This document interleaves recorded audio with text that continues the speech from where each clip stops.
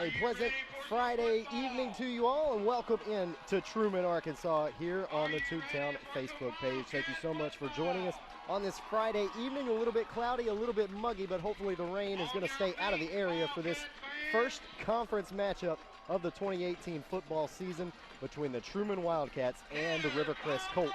Andy Manus here with you this evening to bring you all the play-by-play action. Going to be giving you some color commentary as well. Got me flying solo up here in the press box here at the brand new beautiful field at RMC Stadium. The Trumann has laid down the turf. They've got everything just looking beautiful here, and very excited to be bringing you tonight's football game again here from Trumann, and thanks for joining us on Facebook. Rivercrest has won the toss, so they are going to have possession first in tonight's football game. Of course, they are coming into tonight's game with a record of 3-0, as you see on your screen there. A big win for the Rivercrest Colts last week against their rival, the Osceola Seminoles. A 2-point victory for Coach Johnny Fleming and the Colts. 16-14 the final there. And you know that the emotions are still riding high coming into tonight's game, but they have to focus on the task at hand, and that is Coach Craig Green and the Trumann Wildcats. Trumann with their first victory of the year last week against Paragould, 28-7. There's the kick. It'll be taken inside the 25-yard line. Now out to the 30. A big seam right up the middle. Across the 45-40. Down the far side, 20-15, 10-5. Touchdown, the opening kickoff of tonight's football game, and it's Travis Smith, the junior Colt, taking it the distance, a good 75 yards. And it only took about 14 seconds off the clock in the first quarter. What a way to start tonight's football game. As you see here on the Ritter Communications replay, he took it right between the hash marks, only had the kicker left to beat, and it was a foot race. J. Taylor Morgan coming in here at the end alongside the kicker Gunnar Parks. Parks had a chance to get that shoestring tackle there, but could not bring him down. So Travis Smith, 75 yards and 6 points for the Colts. How about that? I don't think we've ever had that happen on Tubetown before. There's the snap, the hold, the kick is up, and it is no good. According to the referees, that's always weird. It looks good from this vantage point, but you got to wait on the referee's signal. They say no good, so the score after the opening 14 seconds, Rivercrest 6, Trumann nothing. We're going to go ahead and keep it right here and just talk a little bit more about both of these teams here in tonight's football game. Again, the Trumann Wildcats 1-2 on the season. They're riding high with a lot of emotion tonight, but got to feel a little bit deflated after surrendering a kickoff on the opening kickoff of the football game. But maybe they got a chance to return one of their own right here. They've already got their return team on the field. Rivercrest is yet to put their kicking squad out there. Again, Travis Smith, the Rivercrest Colt, who strikes first.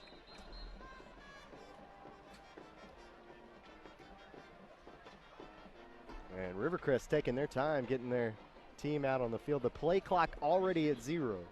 They do start in on kickoffs, but here come the Colts. Unbelievable. Did not think when we arrived here at RMC Stadium that we're going to have a opening kickoff taken back for a touchdown. I'm not even sure a Wildcat got a hand on him there.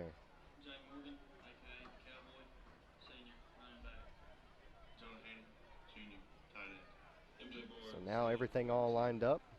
Take a look at that beautiful new scoreboard here for Trumann. Nice video board. There's a kick. It's a short kick from the Colts. Return man comes up to the 20 to take it.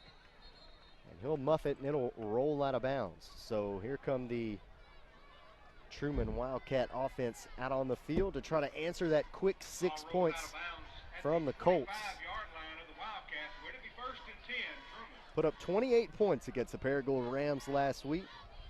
Had a tough task ahead of them the week before in a 35-7 loss against Shiloh Christian. And then dropped a very close game at the very beginning of the year at Hoxie. The final score there, 31-28. So Wildcats are 1-2, but they're not 1-2 by much. Here we go, quarterback under center. He'll hand it off right up the gut. And some hard-nosed running that time from the Wildcats' Noah Milligan. But there is a flag on the play, so this one could be coming back. See him fight off a couple of tackles there. But it is going to go against the Colts. You saw on the replay, one of the defenders got his hands inside the shoulder pads, inside the jersey there of Milligan, so they'll be called for a horse collar tackle and give the Wildcats a little bit of an advantage here on their first drive of the ball game. Started on their own 25-yard line. Now they've got it into Colt territory at the 45, 1st and 10. Let's see if we can get a couple of zigzags here on the Colt 45. Well, he zigged, but he didn't zag. He gets bottled up right at the line of scrimmage. 2nd and 10 now coming up. Colt Bingham on the run for the Wildcats. No gain on the play, brought down by number 1. See Will Ryan White coming over here to get the play from his coach. Played a little bit of wide receiver. Now he's moved over here into the quarterback position.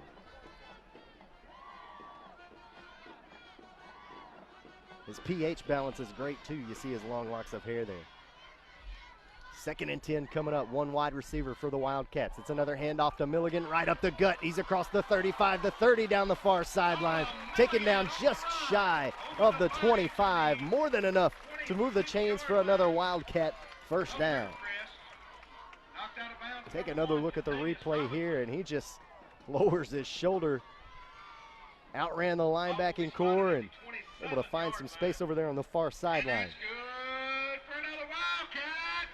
3 plays so far here for Trumann, and they are threatening to get inside the red zone early. One wide receiver lined up over there on the far side. That's Milton Lewis III. Now here's a run to the outside, to the right. Made his way to the far side 20 on the numbers. Let's see if they give him the spot. If so, that is pretty good pickup there on first down on the ground once again, and it is about a 6-yard gain, so 2nd and 4 now coming up for the Wildcats.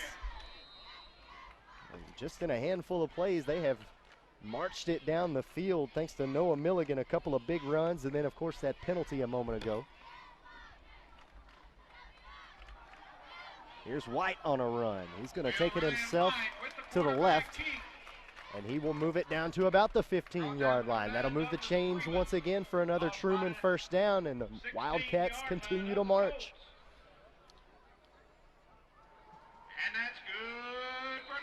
So now White will come back out, deliver the play to the huddle. We'll see if Rivercrest wants to change anything defensively now that their backs are a little bit against the wall, and they've got all 10 guys lined up in the box here trying to guard the run. It's a run right up the gut, and a tailback dragging a defender. It's Jay Taylor Morgan who brings the ball down to the 5-yard line, and just like that, it's 1st and goal. And look at this.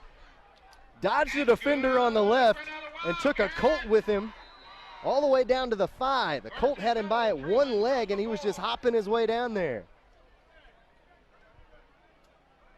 Under 9:30 to play here in the first quarter.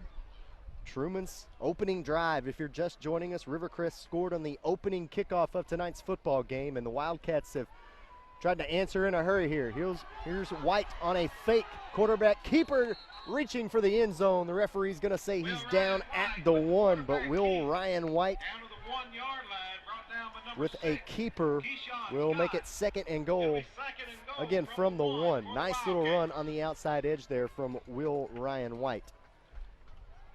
His name is a little bit difficult to pronounce. I won't even try to kid you. Try to say it 3 times fast and you will stumble. Colts have got 4 down linemen, it looks like. 3 down linemen with 2 guys rushing the edge. They're just going to run it right up the guts. Colts were there to meet them. But the Wildcats think they got in. There's the signal. And on the Wildcats' opening drive of this football game, they will put it in the end zone for 6 points. Take another look, and it's Milligan on the handoff right up the gut. He is rewarded for those 2 big runs he had earlier on this drive. So Will Ryan White will come on to attempt the extra point. He does it all here for the Wildcats to try to put it through the uprights and give the Wildcats a 1-point lead.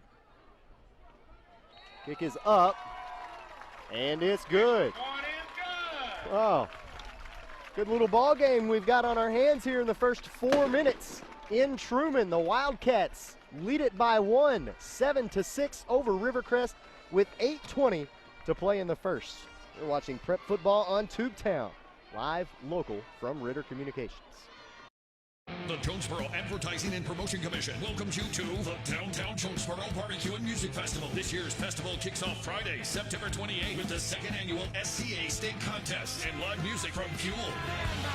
Then Saturday, it's the 10th annual KCBS Sanctioned Barbecue Contest with $10,000 in cash prizes. Then Saturday night, Smash Mouth rocks the Ritter Communications stage. Hey now, you're an all-star. It's the Downtown Jonesboro Barbecue and Music Festival, September 28th and 29th, presented by the Jonesboro A&P Commission.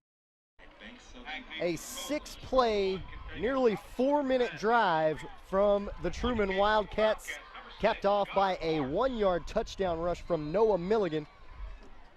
Made it 6-6. Will Ryan White attempted the extra point, got it, made it 7-6. Here's an onside kick, taken at the 50, returned to the Trumann 45-yard line, and kicked it right to one of the biggest guys on the field, DeKeys Slayton. He was ready to get a big boy touchdown. He took off running with it, and in turn, the Rivercrest Colts will come out on offense for the first time tonight at the Trumann 45-yard line. Again, if you are just joining us, Rivercrest scored on the opening kickoff of tonight's game, a 75-yard return from Travis Smith. They missed the extra point, and now they have it at the Wildcat 45, trailing by 1. There's big DeMylan Brown on the handoff, or on the carry, rather. DeMylan Brown has shown his arm a little bit this year. Got a couple of touchdowns. Kentavious Robinson in the backfield now, though. He is averaging 2 touchdowns a game. Sends a man in motion. Robinson's going to keep it himself, running right up the gut across the 40-yard line.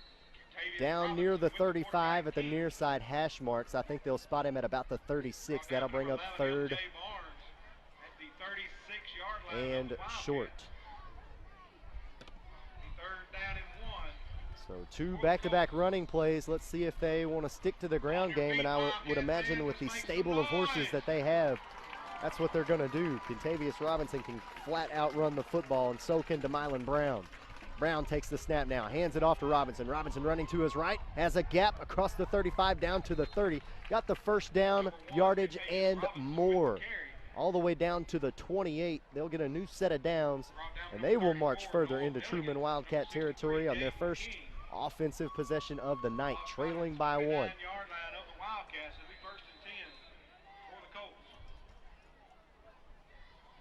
So 1st and 10. They'll have it actually spotted at the 29. I misspoke and said 28 a minute ago, so they'll back them up a yard. 3 wide receivers set for Brown.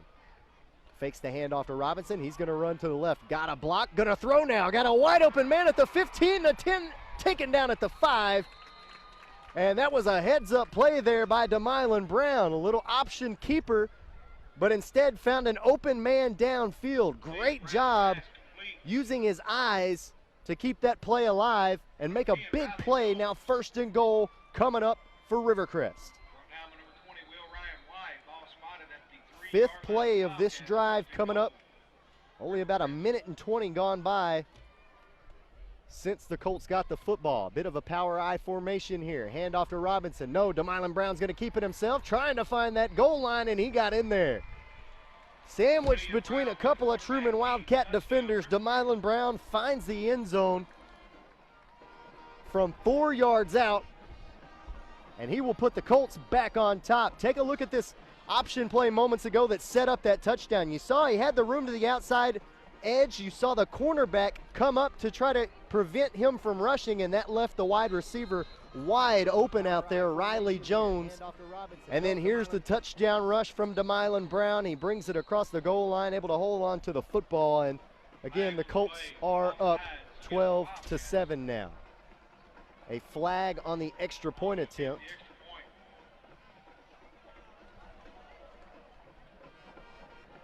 And they may take this half yard that the Wildcats gave them and try to do something here with it. So they are going to take that that yard advantage that they got. The ball's normally spotted on the 2. With the penalty, it brings it half the distance. So I'm just going to say, hey, let's make up for it here. Brown with Robinson standing to his right. There's the pitch. Robinson had one man to beat. He spun into the end zone, lost the football, but it didn't matter. Referee said he hit the ground, and the Wildcats defend the 2 points. Great defensive stand by Trumann, and they will keep the margin at 5. 12-7 is the score with 6:54 left to play in the first. You're watching Prep Football on Tubetown, live local from Ritter Communications.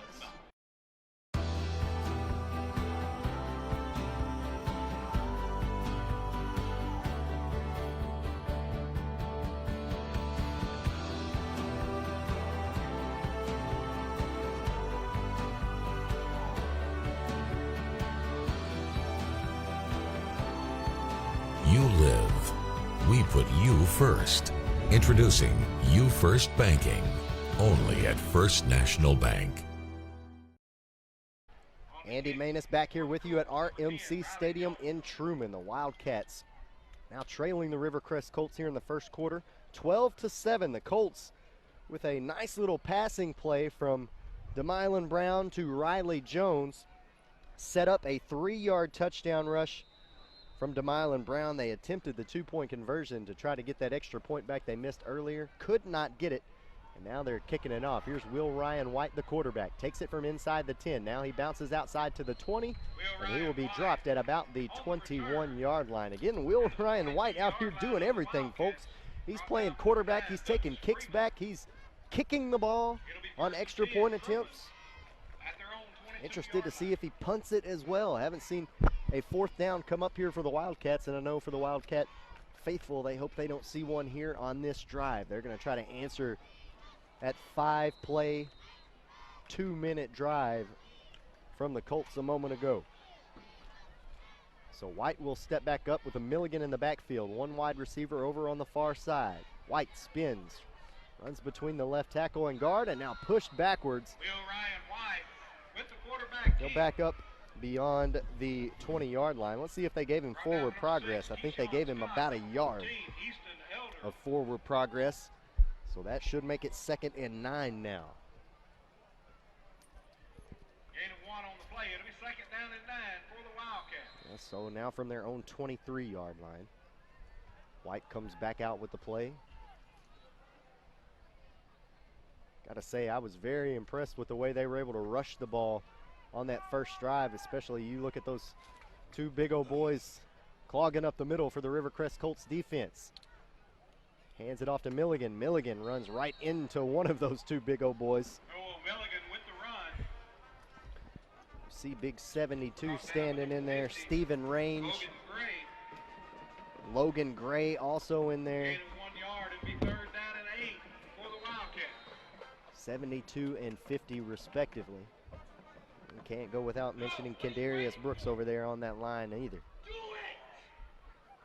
So now 3rd and 8 coming up, and I'm loving this video that's up on the video board right now. They brought out the Shia LaBeouf, just do it. Let's see if the Wildcats can do it here on 3rd down. White looking to throw, got a man tipped at the 37-yard line. Intended receiver trying to get it out to Jay Taylor Morgan. Take another look at the replay. Play action, he rolls out. Good pressure there from Logan Gray and a couple of other Colts. And then I believe that was Kentavious Robinson getting a fingertip on it. And it will now be 4th and 8. And how about that? It's not Will Ryan White out coming to punt. It's going to be Jay Taylor Morgan. Joined now at our broadcast position by Marcus Carlton. How's it going, Andy? We've got a ball game on our hands. A muff punt at the 40-yard line. Now taken out to the 45, the 50. Some dancing here on the near sideline. And that punt return taken all the way to the Trumann 45-yard line. A little bit of fancy footwork there from Keyshawn Scott. Not a bad return there after he bobbled the initial catch and kind of made something out of nothing is the best way to put that. Good end-over-end punt that time from Jay Taylor Morgan as well. Gave his return team plenty of time to get down there. Just couldn't take advantage of the muff punt. Let the return man get a little more than I'm sure Coach Green wanted him to get. So now, after that 3 and out from the Wildcats, here come the Colts. Once again on the Wildcat 47-yard line. Brown will fake the handoff on the jet sweep.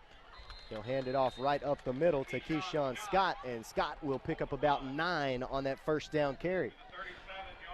Good carry right up the middle. You'll see here on the Ritter Communications replay, good blocking, seal it off, get right up the middle, and he's 5 yards deep before anybody touches him. Yeah, his center and his guard both did a great job of turning their right, man. They sealed off, yeah.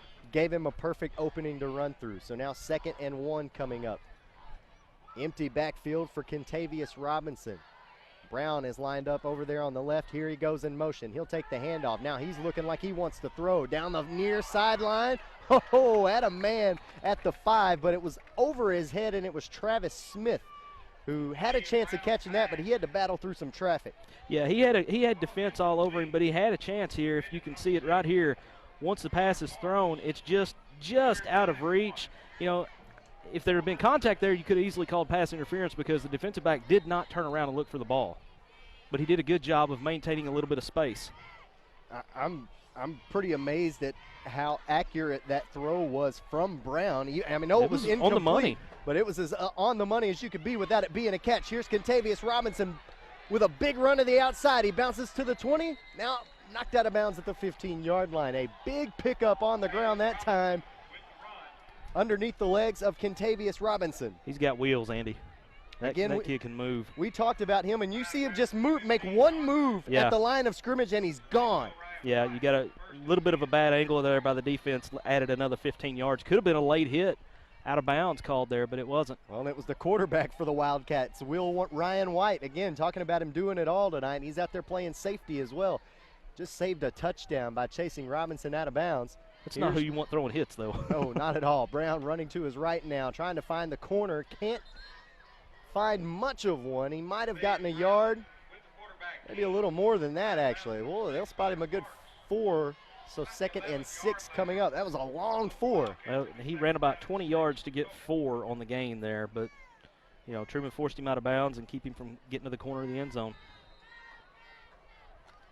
So now they will have it 2nd and 6. They're in the red zone. We'll see if they can follow up on their previous drive here. Scott in the backfield. He's going to bounce off one defender, but a great second effort by the defense. Yes, great effort there by the defense to get off of their blocks and shut that run down really before he got started. I'm not sure. He might have got 1 yard, maybe 2. We'll see where they spot it here. It looks like they gave him about a yard. Looks like, so yeah. Still, scoreboard says still on the 11. Maybe half a yard, I guess. So it will be 3rd and 6 coming up here. Kentavious Robinson in the backfield, standing to the left, faking the handoff. Brown looking to throw now. He's in trouble. Fires it right at the 5-yard line. That went through about 3 pairs of hands. Yeah. You had a chance to have a spectacular play there. It just wasn't sure if it was going to be offense or defense that made the play. Well, the ball doesn't lie. We got a flag too, Andy. The ball doesn't lie. It just didn't know where it was going. Yeah, flag is dropped back here at the 7, it looks like. Where that was thrown right at the line of scrimmage, that's probably either going to be a hold or an offsides. And considering how the quarterback was scrambling, I'm going to say hold. Oh, let's see. An eligible receiver, I believe is what they called. And I think Truman's going to decline it and force Rivercrest to go on 4th down here. Force them to make a decision. And again, Rivercrest has at 4th and 6. They don't have to score a touchdown to reset the chains. All they got to do is get down to the 5-yard line. Correct. But it looks like they're bringing a whole new unit on the field. Yeah, I think you're going to see a field goal attempt here. You know, a few weeks ago when we were over at the brand new stadium at Rivercrest when they were playing Valley View, didn't they have a pretty good kicker? I'm trying to remember. I was in the production truck that night. So they did, and if I remember correctly, I want to say that he hit one from about this distance, I if think not so. farther. It was at least 26 yards, and I'd say that's roughly the distance of this one. There's the kick. It's up. Nothing wrong with that. And nope, nothing at all. Through the uprights, and the Rivercrest Colts underneath the leg of Riley Jones will extend their lead. Now 15-7 over the Trumann Wildcats. 3:28 left to play in the first. We're back with more first quarter action right after this on Tubetown, live local from Ritter Communications. You've got a lot of choices when you buy home furnishings. There are many reasons to choose Hubbard & Hoke Furniture, Blytheville and Osceola. At Hubbard & Hoke, you'll find a great selection of furniture, appliances, bedding, and electronics with outstanding service, 6 ways to finance your purchase, and free local delivery. Plus, you'll get a great deal every day on name brands you know and trust. Great deals, outstanding service, and free delivery. You're going to love Hubbard & Hoke Furniture, Blytheville and Osceola.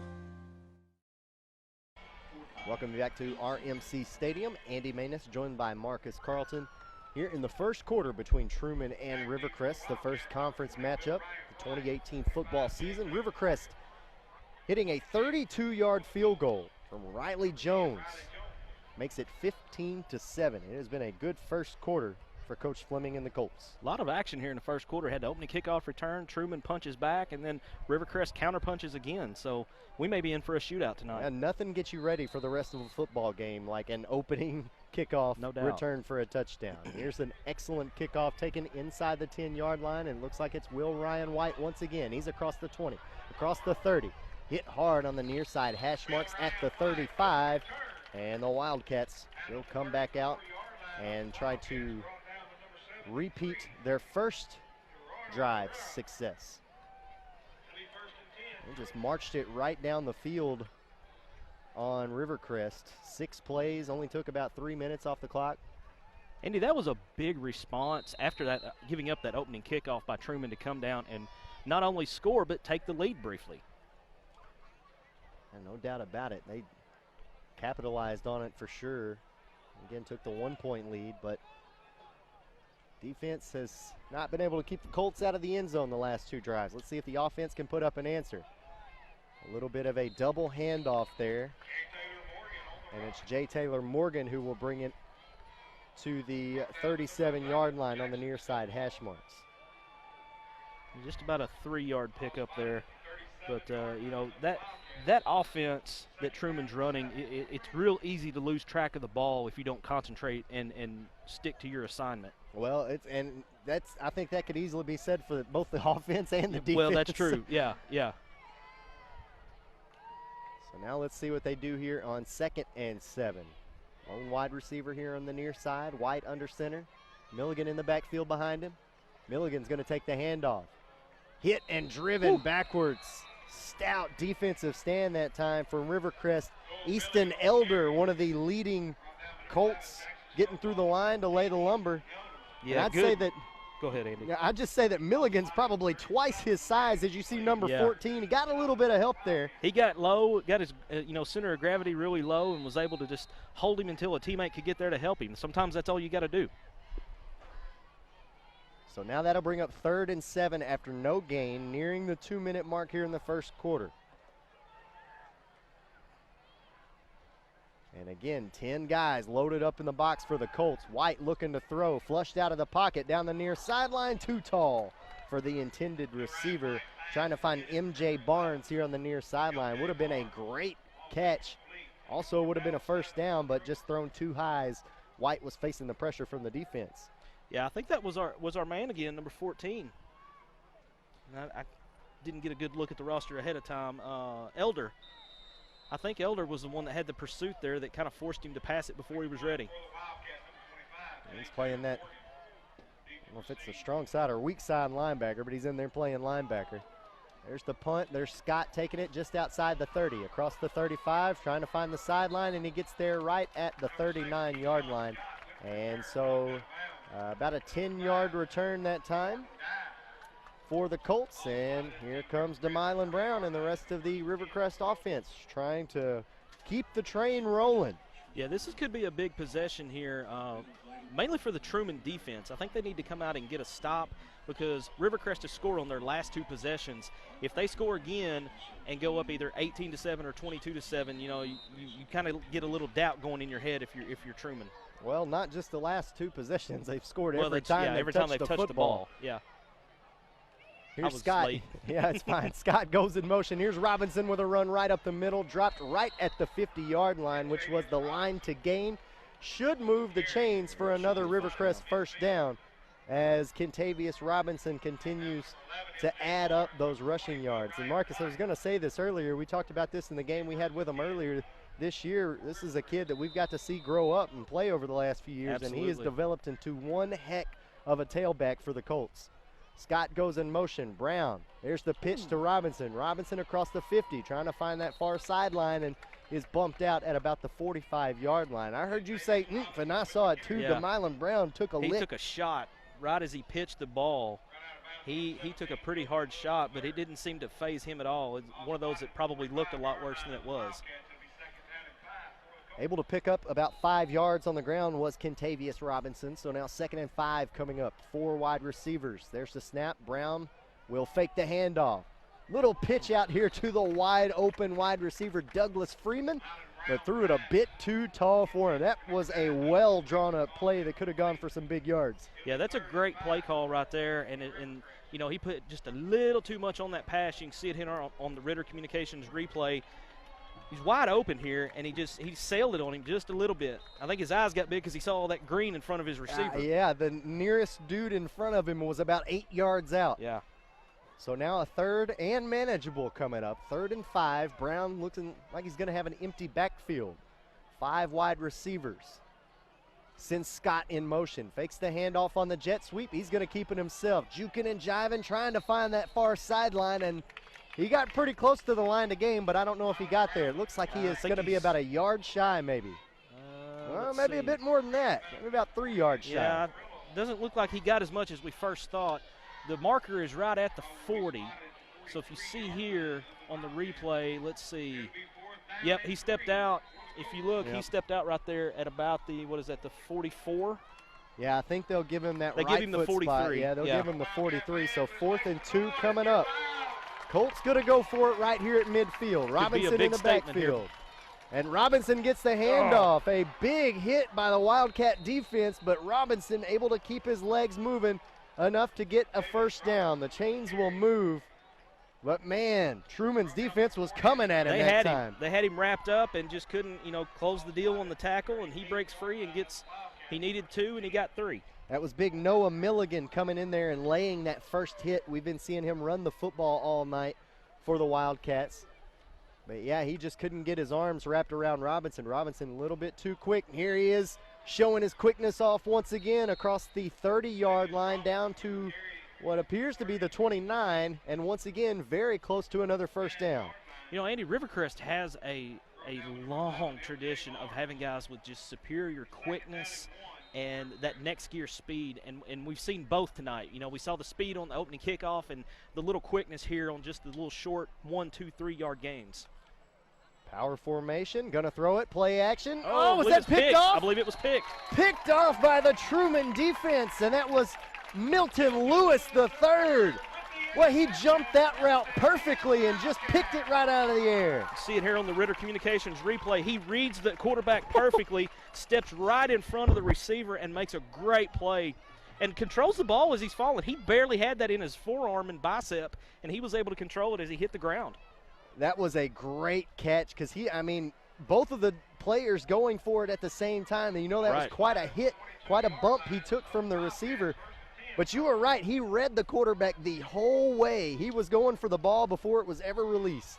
That was wow. That was a great play there. And how about, I just made the comment that Trumann needed a big stop on that possession. They get it. We're coming up into the first quarter here, and let's see what Trumann can do now.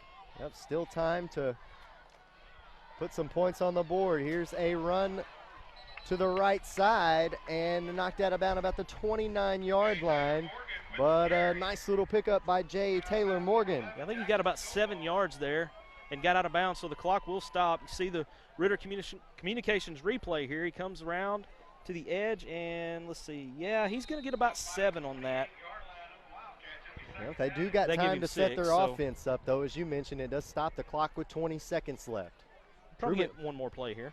And Trumann only trailing by 8 here in the opening quarter. 2nd and 4 coming up. Pumped up after that big interception. There's Milton over there playing wide receiver on the far side, I believe. Handoff up the middle.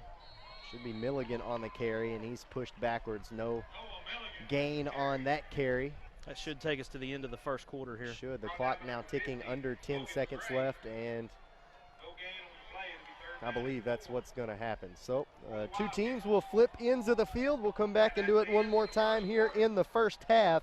An exciting first half between Rivercrest and Trumann. The Colts lead the Wildcats 15-7 after the first 12 minutes. We'll take a quick break, come back with the second quarter right after this on Tubetown, live local from Ritter Communications. The Jonesboro Advertising and Promotion Commission welcomes you to the Downtown Jonesboro Barbecue and Music Festival. This year's festival kicks off Friday, September 28th with the 2nd annual SCA State Contest and live music from Fuel. Then Saturday, it's the 10th annual KCBS Sanctioned Barbecue Contest with $10,000 in cash prizes. Then Saturday night, Smash Mouth rocks the Ritter Communications stage. It's the Downtown Jonesboro Barbecue and Music Festival, September 28th and 29th, presented by the Jonesboro A&P Commission. Andy Manis and Marcus Carlton welcome you back to the second quarter here in Trumann, where the Wildcats trail the Rivercrest Colts 15-7.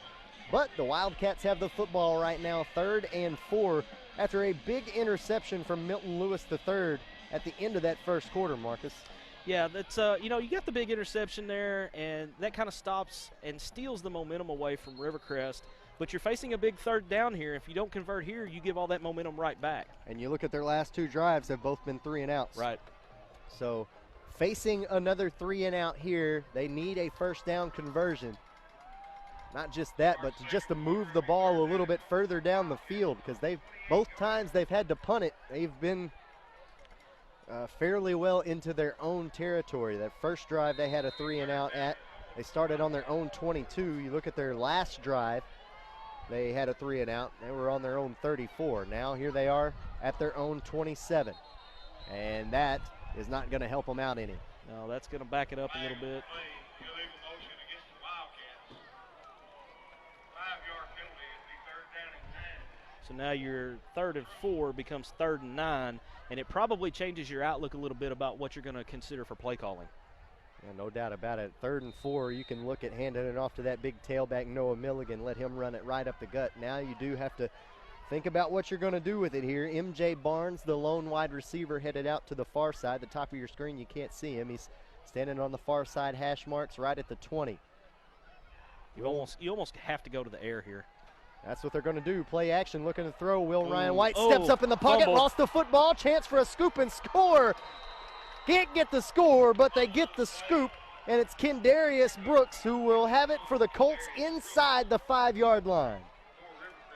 I believe that was Garen Smithson that saved the touchdown there for Trumann. But, yeah, what a way to respond by Rivercrest. You know, you get the penalty, you back them up to 3rd and 9, and now you're looking at a 1st and goal to start this second quarter, and you could easily take control of the game here if you punch one in.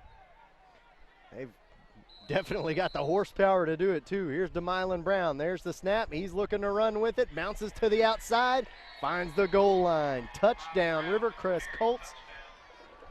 They have scored at the beginning of the first quarter and now at the beginning of the second quarter.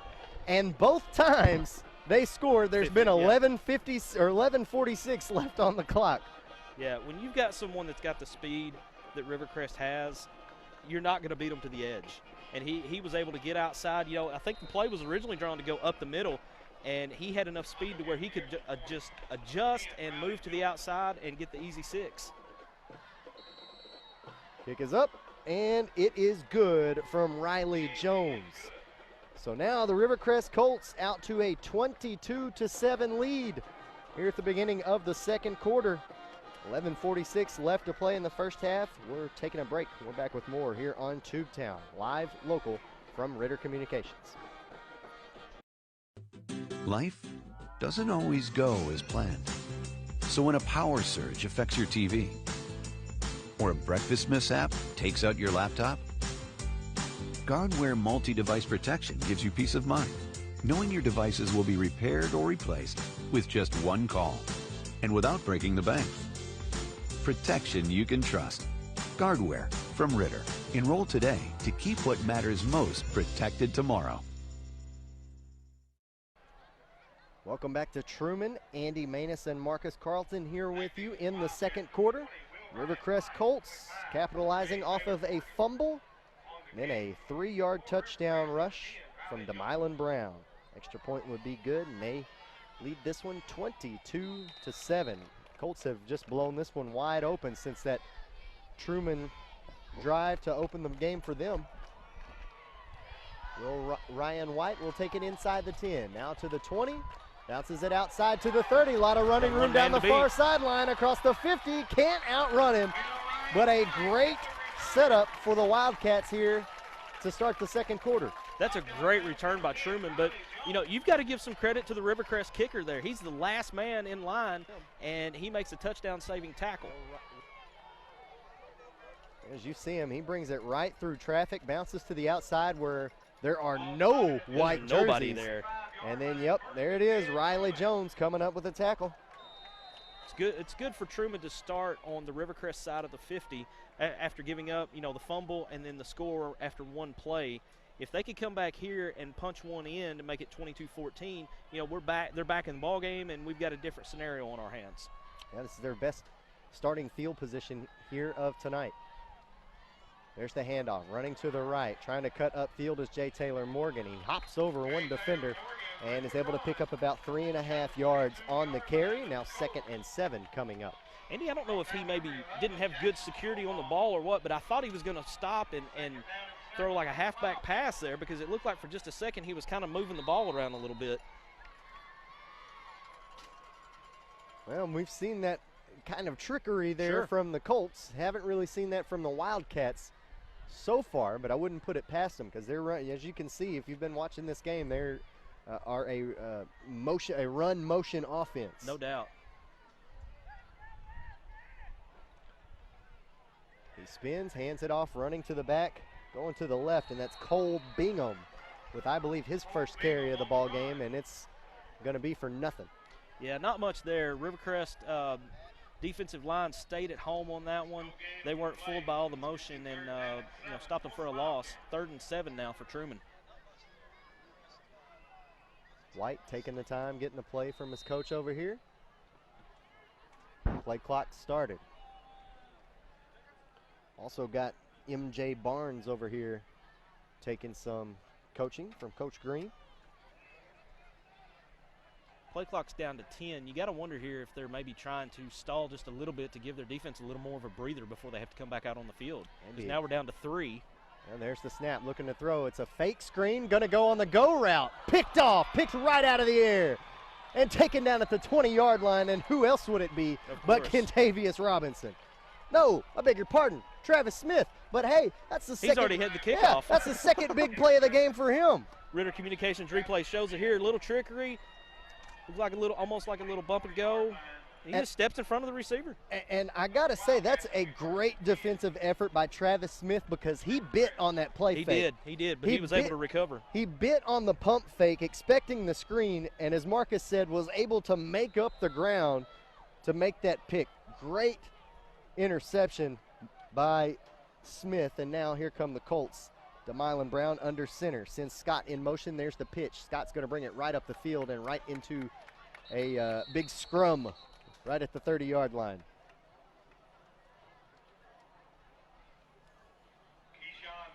Trumann just having a hard time getting out of their own way here in the first half after that opening drive.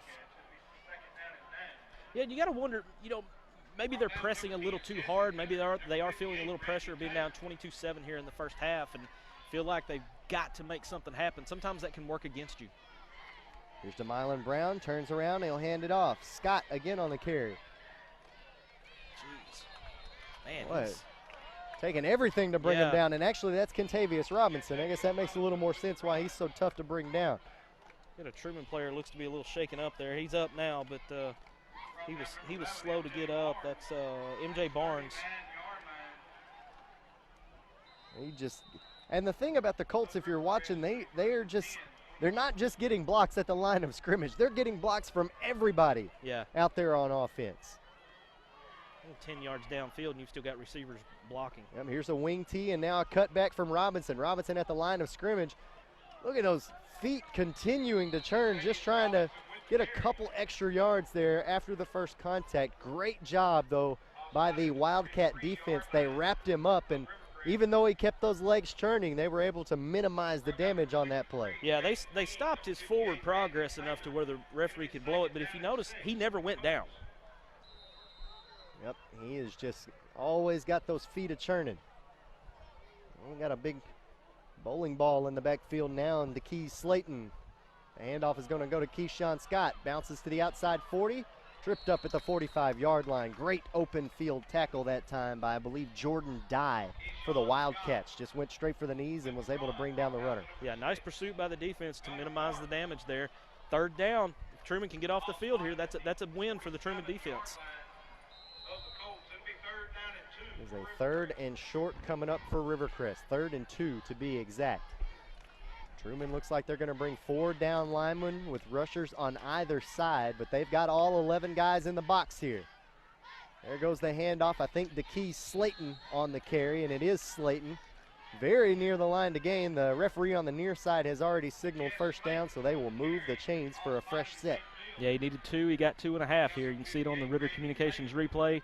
Just keeps his legs working. Trumann's trying, but he got a half a yard more than what he needed. And that was a great little bounce to the outside right as he got to the line of scrimmage there. Here's a pitch to a new tailback for the Colts. He runs right up the gut. He's able to pick up about 5 yards. Boy, it doesn't really seem like it matters who's carrying the football for the Rivercrest Colts. They continue to just use the ground game to wear down this Trumann defense as Alec Hinklin, the junior, on the carry that time. I mean, I guess you've got 37 running backs on your depth chart there, and one gets tired, you run another one in. Do they run the Oklahoma drill with literally every player on the team? Here's Hinklin again in motion, but the handoff goes to Scott running to the right across the 45, but not much further than that. Great job by the Trumann defense that time, getting to the outside edge. That's the thing we noticed about Rivercrest is they just continue to wear you down with these little runs up the middle and to the outside, and then boom, all of a sudden Kentavious Robinson makes one man miss and he's gone. And he's gone. Yeah, that's all it takes for someone like him. 3rd down coming up here. Play blown dead before it gets started. Flags come flying out. If motion, I believe. I was going to say, if Trumann's lucky, it'll be against the Colts and back them up. False start. Once again, have a chance to get the Colts off the field here. Take another look. Yeah, I didn't see who jumped. I think it may have been a tackle that jumped, but I didn't get a real good look. Either way, it's 3rd and 9 now, and you've got another big opportunity for the Trumann defense to shut down Rivercrest and get off the field here with 6.5 left in the half. They're going to come out in the shotgun formation, 4 wide receivers with Robinson in the backfield. There's the option, a little jump pass out to Scott at the 50. Now he's at the 40. Drugged down from behind, just shy of the 25-yard line. Little Tim Tebow jump pass there to the flats, and it goes for a big gain. We see he fakes the handoff, and why would you not bite on the handoff with the way they've been running the ball, and then just a little jump pass out to the flat, and there's nobody there because everybody bid on the fake handoff. That's a creative quarterback option no play doubt. if I've ever seen one. Yeah, that's a backyard Nerf football type play. I there. mean, when the quarter, most of the time when you see we've been seeing the quarterback option all night long. DeMylan Brown gives it to Robinson, and then at the last second yanks it out and runs it himself, and that time just decides to throw it. He's looking to throw again here on 1st and 10. Scott catches it, but he pays the price. He is absolutely drilled from behind by M.J. Barnes. Yeah. Nice hit by Barnes, and in great concentration there by the receiver to hold on to the ball because he takes a shot right here. He's up in the air. He's not, his feet are not on the ground when he takes that shot, and he hangs on. Barnes laid the wood to him on that one. Levitating scorpion it was. Yeah. I mean, he was all over the place. I like that. Levitating scorpion. That's what it was. I'll have to remember that. 2nd and 7 now coming up. Power I formation. Hand off to Robinson. Cut back up the middle across the 20. And he is down at the 15-yard line. Andy, that's what we were talking about there. He makes that first guy miss, and he's 8 yards up before the next guy has a chance to get to him. That first cut is without a doubt deadly. the most dangerous cut. Yeah, no doubt. That's very reminiscent of AP, or I don't want to give him too much credit and say Barry Sanders, but I mean, he's not quite as low to the ground, I think, as Barry was. But here he goes again, making another cut. He's across the 10, pushed backwards, but they'll give him forward progress at the 10-yard line, and it'll be 2nd and 5 coming up. I'll give you a little closer to home comparison that he reminds me of right now. Cecil Langston, former Rivercrest running back. Absolutely. That's who he reminds me of. Number 22. Yes. Cecil, I would say he's probably got about a good maybe 4 inches in height on Langston, if I remember right. But the way he cuts and the way he moves at the line of scrimmage, it kind of reminds me a little bit of Langston. Man, you go back to a couple of years ago, and this area was loaded with amazing tailbacks. Doubt. You had Cecil Langston, you had Carlos Blackman. There's a slip right about the 17-yard line. Brown trying to make a cut and just slips perhaps some perspiration out there on the turf. Possibly. Could be some, we were forecasted to have rain tonight. I don't see any sprinkles or anything, and he may have just lost his footing. But King will get credit for the sack there, I do believe, because he's the first one to touch him. So either way, it's 3rd and long now for Rivercrest. Well, we're hearing now that the field was pretty damp earlier, so it still could be holding on to some of that moisture. Well, Northeast Arkansas in late September, humidity is like you can cut the air with a knife. So I wouldn't be surprised if there is a little moisture building up on the field. 3:40 left to play in the half. The play clock has ticked down to about 3, and it looks like the Colts want to call their first timeout of the first half. They have 2 remaining. Trumann Wildcats have all 3 of theirs remaining, and they trail here in the second quarter, 7-22 in this first conference matchup of 2018. We're back with more of the second quarter right after this on Tubetown, live local from Ritter Communications.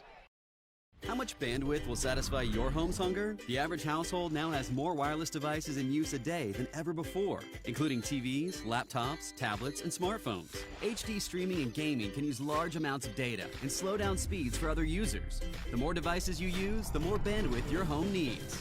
So make sure you have enough bandwidth. Get up to 100 megs with internet from Ritter Communications. It's the speed you need to power all your devices. Call today. 3:40 left to play here in the second quarter. 22-7 is your score. The Rivercrest Colts leading the Trumann Wildcats, but the Colts threatening to score once again. They are in the red zone and have a chance to increase their lead here before the half. They just called their first timeout of the first half, so they have 2 remaining. The Wildcats still have all 2 of theirs. This will be the 11th play here on this drive for the Rivercrest Colts, and it's a big one. 3rd and 13 coming up. If the Wildcats can come up with a stop here, it'll be huge. You hear the Trumann crowd getting a little loud, making a little noise, trying to help their defense out. 3 seconds left on the play clock. Empty backfield now. Brown looking to throw, chased out of the pocket. Still looking downfield, fires towards the end zone. Looked like it was picked, but it went right through the arms of Connor McLean. Beg your pardon. That's going to be Gunnar Parks. Parks went down to the turf to try to scoop that one up, but I think it was just too low for him, went right through his breadbasket. Yeah, I think they're going to say that he trapped it, and that's why they're not giving him credit for the interception. But now it's 4th and 13. Yeah, take another look here. See, DeMylan Brown does a great job keeping his eyes downfield, but watch number 6 here at the end. Yeah, it right off off his hands. Right about the goal line, it bounced. Yep. It's back to live action. Here's the kick. I don't know that one's going to make it. Had just enough distance, but pushed it a little bit too far to the outside, did Riley Jones. Jones hit one from 32 yards out earlier. That one would have been more in the vicinity of maybe 35, 36 yards. 18, so I've always been told you had 17 yards to where the line of scrimmage is, so that would have been a 35. 36. Yeah, there you go. Yeah. Good right on it. Good eyeballing by me. So now 1st and 10 coming up for the Trumann Wildcats. They've got 3:30 left to play here in the second quarter, and they have got all 3 of their timeouts. Eddie just got another score in the 4A. Highland leads Westside 24-22 with about 5 minutes left in the second quarter, so a lot of offense in that one. Here's the handoff running to the right. Drugged down by his shirt tail, but Morgan escapes. Running back the other way now. He won't get past those 3 Colt defenders. One defender held him up for far too long. Did a good job escaping, but couldn't find anywhere else to run with it. So it's a loss of about 7. Yeah, you'll see here on the Ritter Communications replay, he's able to escape, and it looks like he might have something, but he reverses field and actually runs about 5 yards backwards, and by that time, the team speed of Rivercrest is just too much, and they collapse on him. Yeah, we've talked a lot about, players like Will Ryan White, Noah Milligan playing both ways. Same thing can be said for the Rivercrest Colts. They got a lot of guys out here who are playing both on offense and defense. White looking to throw, tipped by the defense, and dangerous pass. Riley right Jones, the kicker, and also cornerback, had a chance to possibly get a pick 6 there, but that was a rocket fired from Will Ryan White, and just went right off the fingertips of the defender there. So now 3rd and very long coming up. Yeah, 3rd and 17 here for Trumann. You got to almost think about going into your bag of tricks here for something but you got to be careful, because when you're this deep in your own territory, the last thing you want to do is get a little too cute and throw an interception and give your opponent a short field. Well, looks like they're going to throw it. 3 wide receivers, 1 back in the backfield. White running to his right, looking to throw, just fires it as hard as he can down the field. It's nice caught catch. Inside the 45-yard line. Gunner Parks again. Gunner Parks had to go down to get it. Woo. Well, there you go. They went deep enough into the bag of tricks there and just said, run underneath it. I'm going to throw it up, and you run underneath it, and it worked. That's a great catch. Great catch, great throw. Travis Smith had a chance for another pick there, but just misjudged the ball. Boy, White just wound up and chucked it. Back in the shotgun, they're going to let him possibly throw it again. Sends a man in motion. It's Parks. Throw to the far side on a slant. Caught across the 50. A juke. Now at the 45. Still on his feet down the near sideline. Across the 40. Knocked out of bounds at the 35-yard line. What a play by M.J. Barnes. Man, we've called his name a couple times on defense tonight for hard hits, but wow, what a play there. You see it here on the Ritter Communications replay. It's just a little slant pattern. He cuts in almost about 5 yards, and, I don't want to call it poor tackling, but he just avoids the defense and turns it into a huge gain for another first down. That was T.O.-esque. Only That's maybe not quite as physical. Right. T.O. probably would have taken a couple more hits. But I just remember T.O. used to catch those slant patterns all the time, and he'd just run people over. Take a 5-yard gain and turn it into 15. And that is exactly what M.J. Barnes did right there. Back in the shotgun formation, 1st and 10. Clock stopped at 2:05. Will Ryan White on the option is going to run it to the near sideline and just sprint out of bounds just shy of the 20. They're going to spot him the 20. More than enough to move the chains for a first down for Will Ryan White. Yeah, I don't know what has happened on this possession that wasn't happening earlier, but it just seems like the Trumann offense is not only are they executing better, but they seem to have a little more pep in their step and a little more confidence because they've moved the ball down the field here after that big play. You've had 2 big plays in a row that go for – actually 3 in a row go for first downs. They're going to stick to the shotgun formation, and I think that's what it is that's working. 3 wide receiver set. White looking to throw. Into the flats. Got a man at the 20. It's Parks. He's across the 15. He'll be slung down just before he steps out of bounds at about the 12-yard line. The clock will continue to run with 1:45 and counting here in the second quarter. Again, Truman still got all 3 of their timeouts, so they've got plenty of time left here in the first half. They just have to be careful with the football. Well, and if you see, Parks was so open there because Barnes draws so much attention because he runs that same slant route, and both the defensive backs collapse on him, and it leaves Parks open in the flat.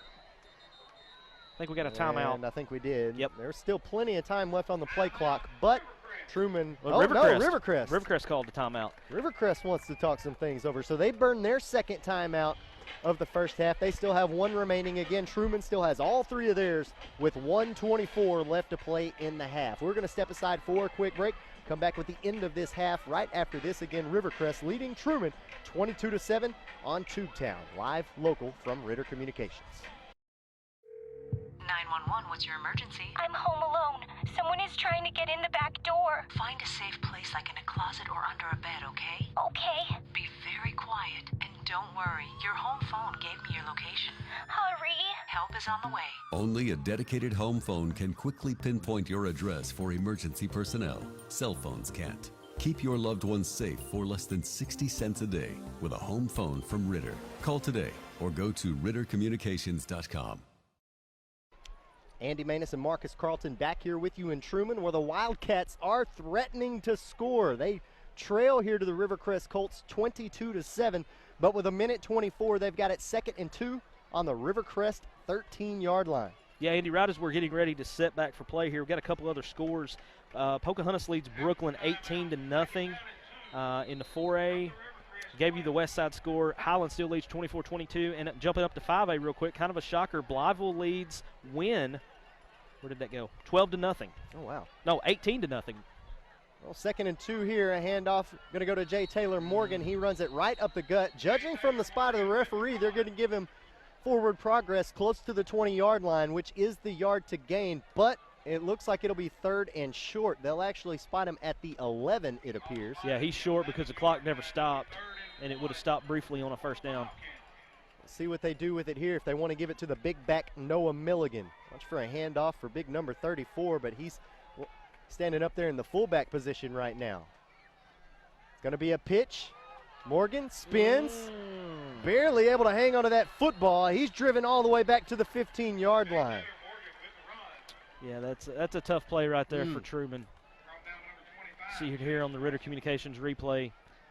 You know, Rivercrest defense, everybody stays at home, and when you get to that edge, you got 1, 2, 3, 4 defenders right there.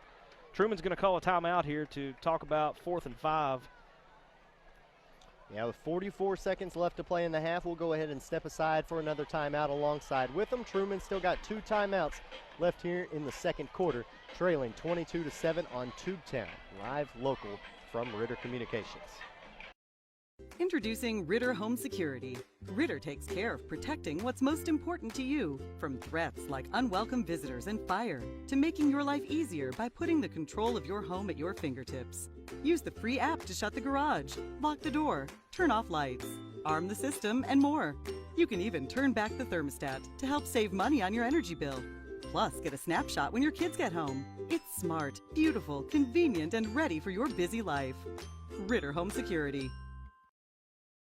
Back here in Trumann, a 4th and 5 coming up for the Wildcats here at the end of the second quarter. 44 seconds remain. Wildcats just trying to put some more points on the scoreboard before they go in at halftime. They're going to get the ball back to start the third quarter, so it would be very advantageous for them to convert this 4th and 5. Here we go. Got to get down to the 10. It's the shotgun formation, 3 wide receivers. Looking to throw over the middle, too tall for the intended wide receiver.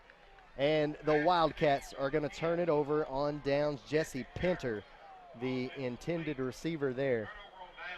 I like the play call there, That's what Andy. I was just about to say. Not a bad play call, just couldn't deliver the football where it needed to be. Yeah, he's open. The pass just kind of sailed on the quarterback a little bit, but the receiver was there. He was open, and you know I can't fault Trumann at all for going for it right there. You've got the ball deep in your opponent's territory. You know, it's 4th down, but you give it back to them, and you know, let's see, are they out of timeouts? I think they got 1 timeout left with 41 seconds left, and you've got 85 yards to go. I'll make the same call there. If you get the score, then you go in touch to the halftime down 22-14, and you get the ball to start the third quarter. So I like the call. The play was there. It just wasn't meant to be. Yeah, just as you said, sailed on the quarterback. Rivercrest wants to actually burn their last timeout right here. So 41 seconds remaining. We'll just keep it right here. Again, 22-7 is the score. Rivercrest now with the football. They're going to come out with it on their own 15-yard line. You almost think that they would just come out and send it into the locker room, but you never know with the Rivercrest Colts. We've seen crazier things I remember years back a hook and ladder play somewhere near halftime, and the Colts were leading that game. So you never know what you're going to see pulled out of the playbook here at the end of the quarter, or at the end of the half, rather. You know, as we saw on the collegiate level last weekend, you got to pay attention to detail and be ready for anything. You know, when you you know what play I'm referencing. I'm referencing the North Texas punt return. So you got to pay attention to detail and be ready for anything that could happen here with 41 seconds left. Well, they're going to come out in the shotgun formation, looking like they want to try to make a play happen. Offensive line all spread out. There's the option. It's Brown going to keep it himself. Now he pitches it out to Robinson down the far sideline. Oh, there you and go. He is off to the races He's at the gone. 50. Still Goodbye. on his feet, inbounds, touchdown, Rivercrest Colts. Just There you like go. that, one play is all you need if you're the Rivercrest Colts, and Kentavious Robinson is going to take it 85 yards for 6 points. That late pitch helped to open up the hole for him here. You can see the quarterback decides to keep it here and pitches it late, and when he does, I mean, he turns on the jets, and nobody from Trumann can keep up. I mean, you know, your safety there had a great angle, and he just didn't have the speed to keep up with him. Yeah, and that's Will Ryan White, who's already been basically gassed. No doubt. Trying Pulling double duty. Trying to make something happen on offense Sure. for the Wildcats, and then you task him with chasing down possibly the fastest person on the field. That's a tall task. Another 16 seconds ahead of score. anybody. Third time that's happened here tonight for the Rivercrest Colts. Hard to catch my breath after that. The extra point makes it 29-7. And take another look. If we could go back to the beginning of this replay, let's just go back to the beginning of it and pause it if that's possible, because I wanted to point out, look how spread out the entire offensive line is for the Rivercrest Colts. They're so spread out. The defense is so spread out. That one pitch, that late pitch, was all it took. We've already talked about if Kentavious Robinson makes one man miss, that's all it takes. Off to the races. With everybody on the opposite side of the field of him, they never had a chance. Yeah, with the defense being so spread out like that, that will lead to bad angles. Through no fault of the defense, you're just spread out, and you end up taking a bad angle because it's the only angle you have. And when you've got, when you're trying to chase down somebody who's got the speed that Robinson has, it's a tough battle. I mean, you've definitely got a tall hill to climb. So Trumann still has 2 timeouts remaining with 25 seconds left. We'll see if Coach Green wants to try to make something happen before halftime with those 2 timeouts, or if he just wants to call it a half and take it to the locker room. I would judge by the body language by some of these guys on the sideline, they might just want to take it to half. Yeah, I think that's what you do here. Ball bounces inside the 20, picked up, trying to bounce it to the outside, looking for a little bit of running room is Morgan. Morgan now pushed backwards by the Colt defense, all the way down inside the 10-yard line, and I don't think there's any question about what you do with the football now. Now I think you got to kneel on it here, get into the halftime, into your locker room, and regroup, because Rivercrest has every single ounce of the momentum right now. Yeah, I see a lot of hands on hips, helmets hanging down by their waists.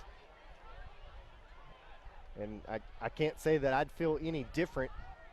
Well, that's frustrating, because you're out there giving it everything you have, and, you've got a running back like Robinson that just, you're going full blast and he runs away from you. That's a frustrating feeling. Absolutely.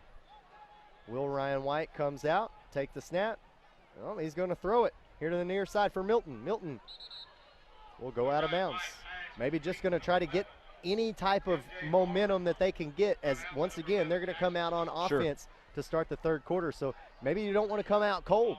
Get a confidence play, throw a couple good passes, short routes, see if it turns into something. Barnes has already done that once, so anything can happen, as we just saw.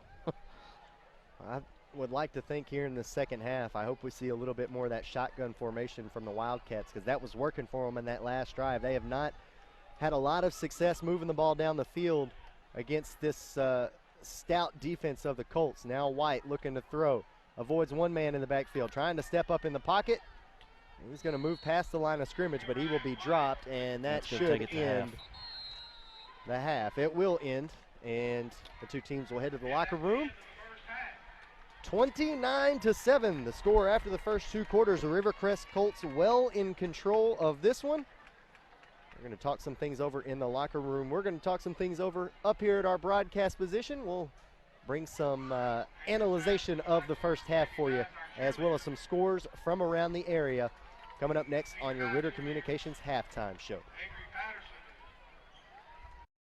Until you've seen how fast it really is, some people's reaction to Ritter's 100 megabit internet might be like, 100 mega, huh? Here's how we describe it. Mega beautiful, mega fast, mega blast, mega party, mega Ritter. There's no end to your online possibilities with up to 100 meg internet speeds. In a word, that means mega fun. If you're not getting your high-speed internet from Ritter, you should. Call 888-336-4466 today. Only from Ritter Communications, right by you.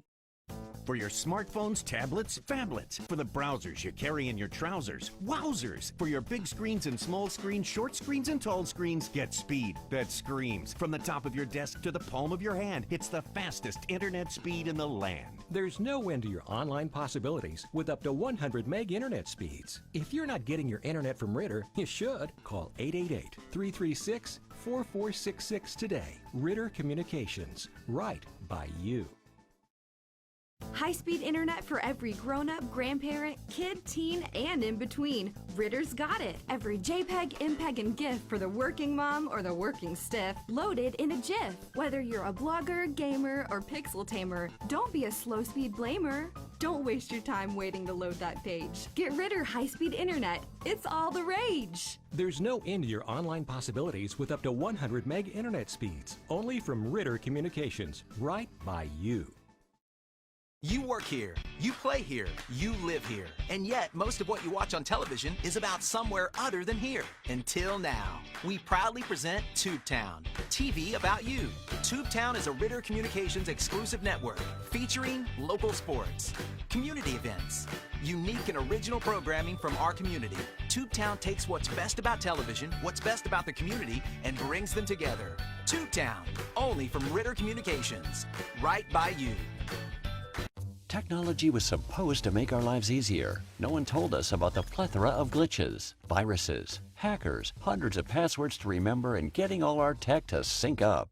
Introducing Tech Home, technology made easy for you and your devices. Tech Home makes it easy to set up, protect, and enjoy your internet-connected devices anytime, anywhere. Security, password management, backup, and premium tech support. Get back in charge of your digital life now with Tech Home.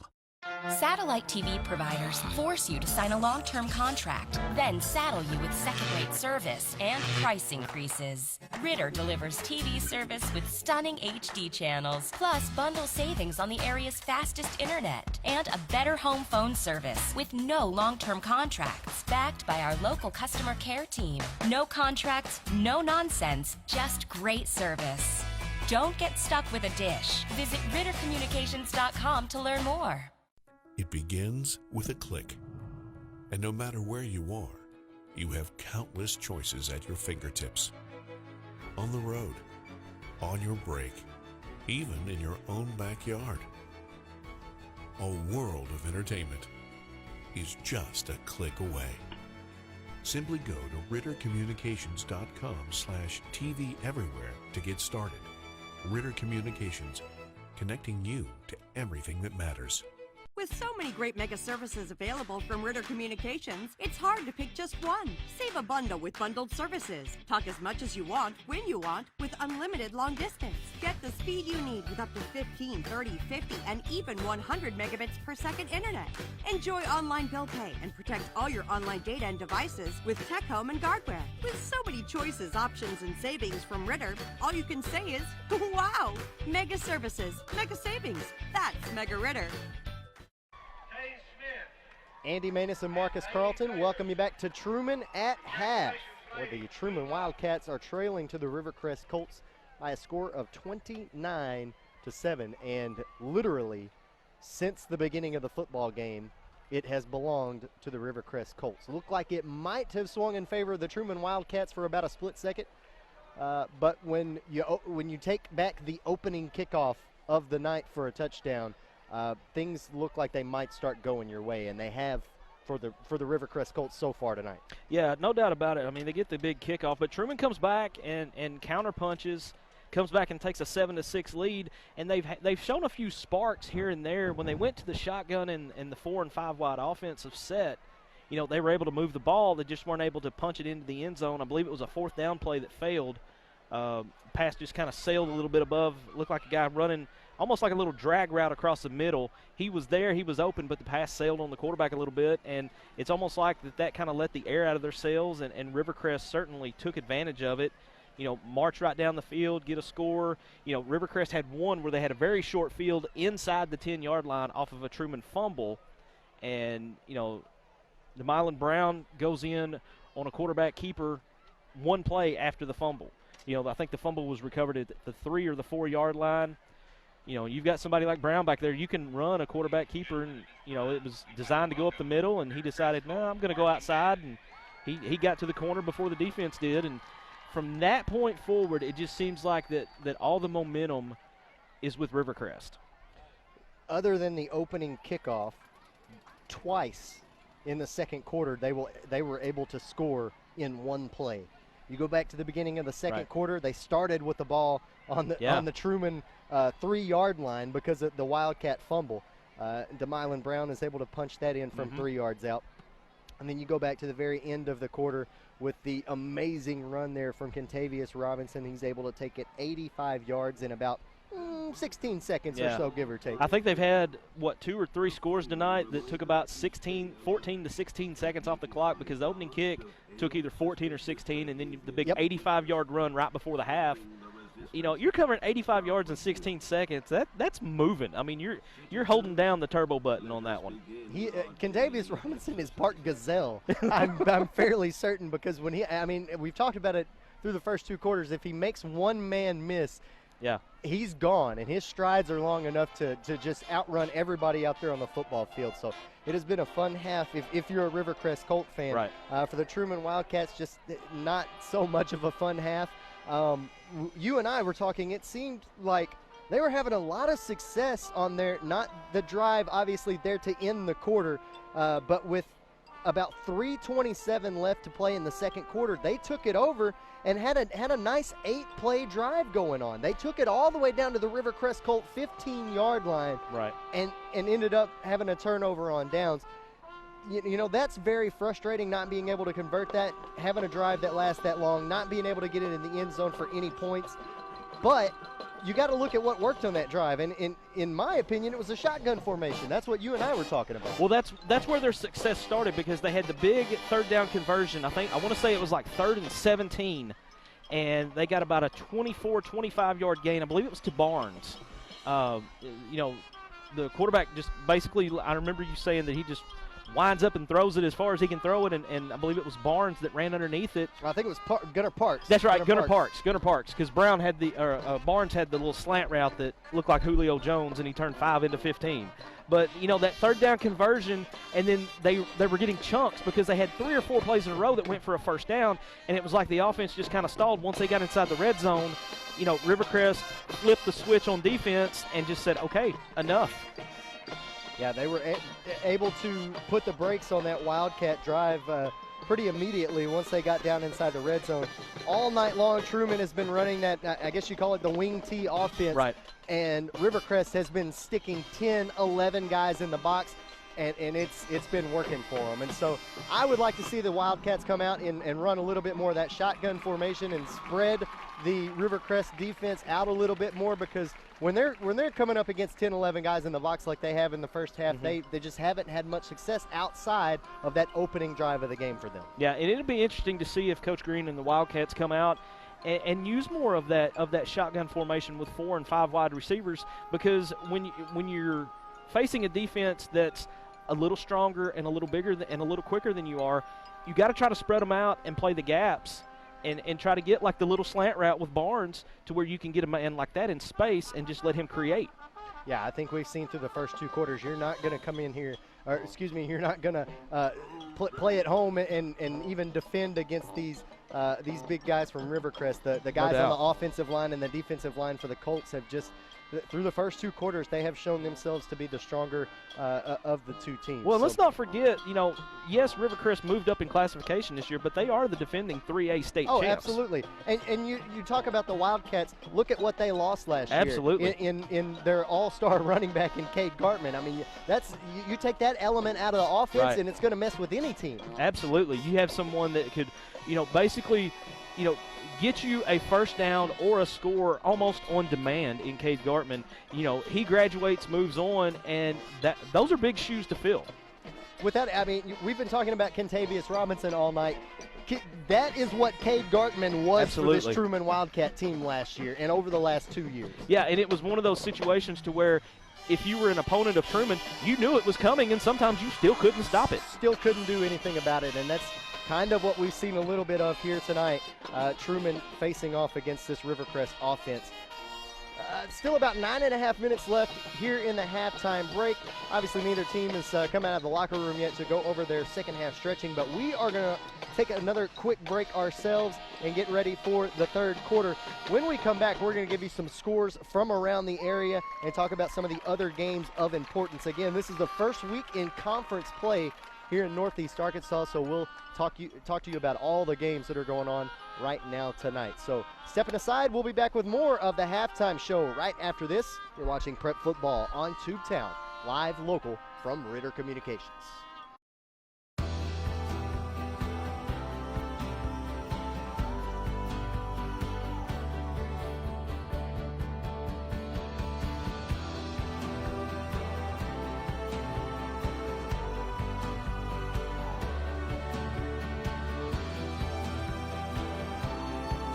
You live. We put you first. Introducing You First Banking, only at First National Bank. You've got a lot of choices when you buy home furnishings. There are many reasons to choose Hubbard & Hoke Furniture, Blytheville and Osceola.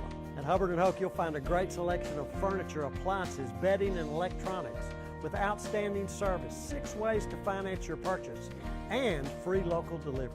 Plus, you'll get a great deal every day on name brands you know and trust. Great deals, outstanding service, and free delivery. You're going to love Hubbard & Hoke Furniture, Blytheville and Osceola. The Jonesboro Advertising and Promotion Commission welcomes you to the Downtown Jonesboro Barbecue and Music Festival. This year's festival kicks off Friday, September 28th with the second annual SCA State Contest and live music from Fuel. Then Saturday, it's the 10th annual KCBS Sanctioned Barbecue Contest with $10,000 in cash prizes. Then Saturday night, Smash Mouth rocks the Ritter Communications stage. Hey now, you're an all-star. It's the Downtown Jonesboro Barbecue and Music Festival, September 28th and 29th, presented by the Jonesboro A&P Commission.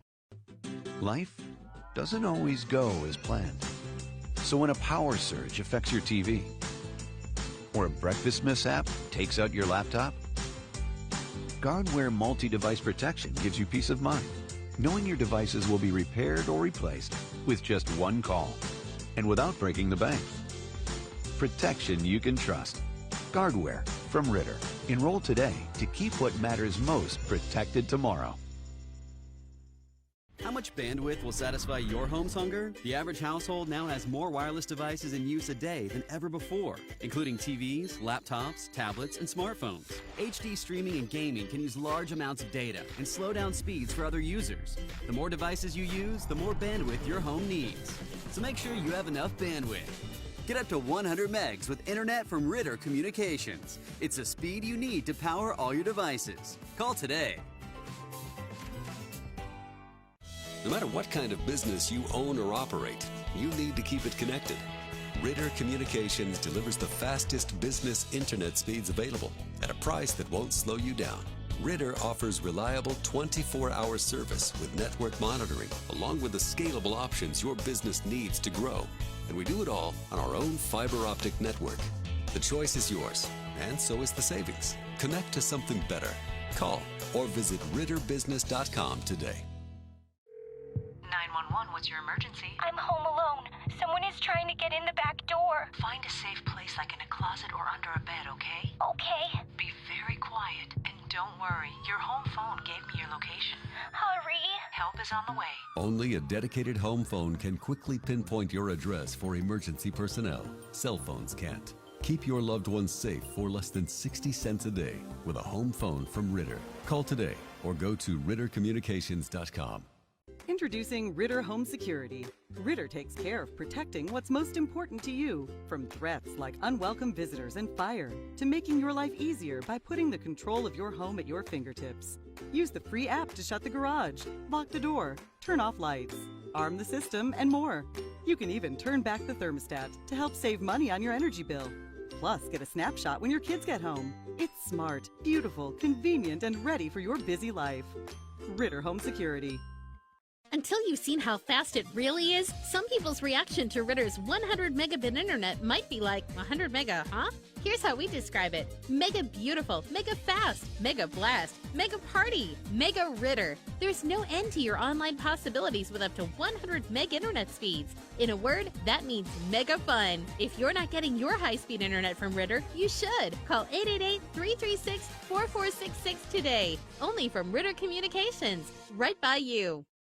For your smartphones, tablets, phablets. For the browsers you carry in your trousers. Wowzers! For your big screens and small screens, short screens and tall screens, get speed that screams. From the top of your desk to the palm of your hand, it's the fastest internet speed in the land. There's no end to your online possibilities with up to 100 meg internet speeds. If you're not getting your internet from Ritter, you should. Call 888-336-4466 today. Ritter Communications, right by you.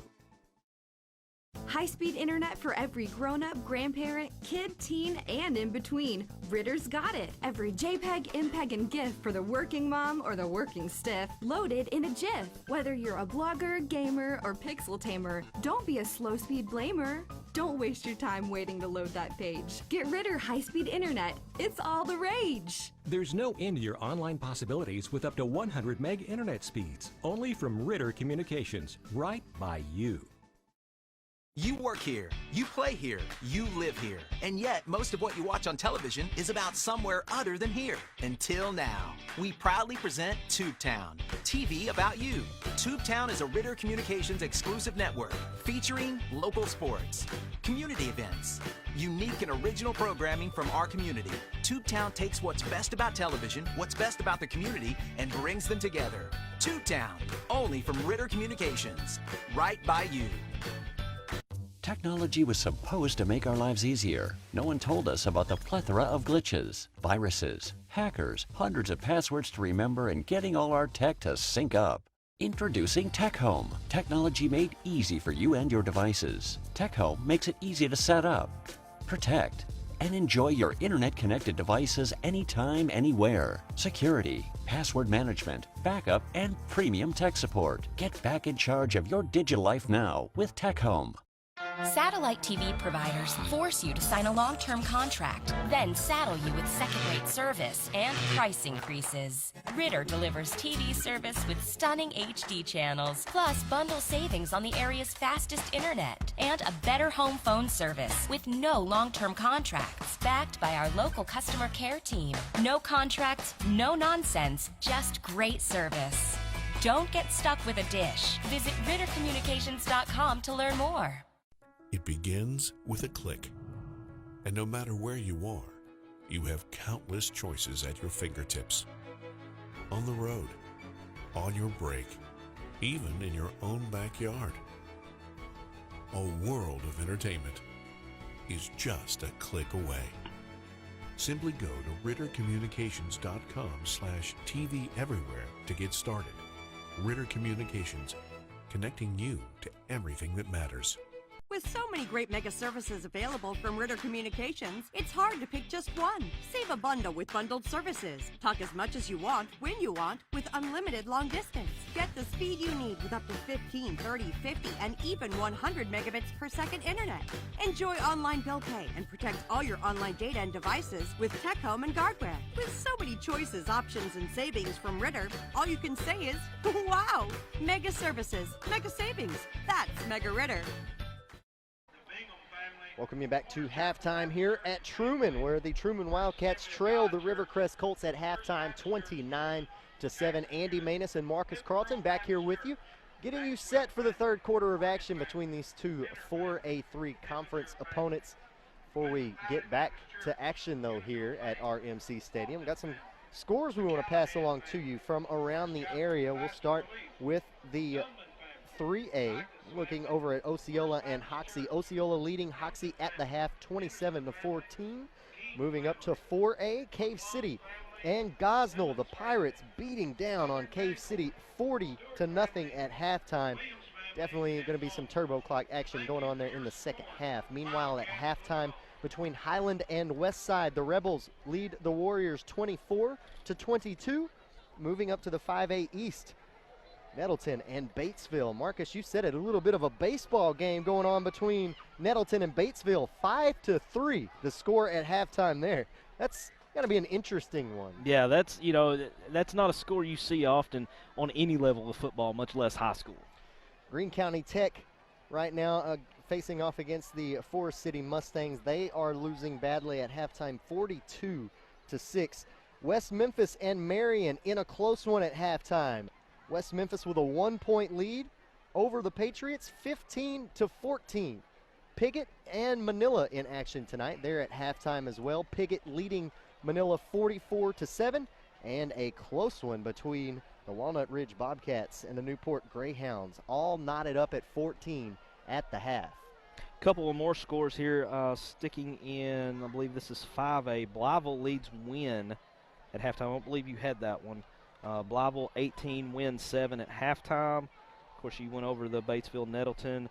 Jonesboro leads Mountain Home 28-0 at halftime, so you could be looking at a turbo clock there. And I'm going to step out of our region for a minute just because we don't have any 7A teams in this area, but if you look around the state, Cabot and Little Rock Catholic are tied at 7 at halftime. Now, you may be asking, okay, why do we care about that?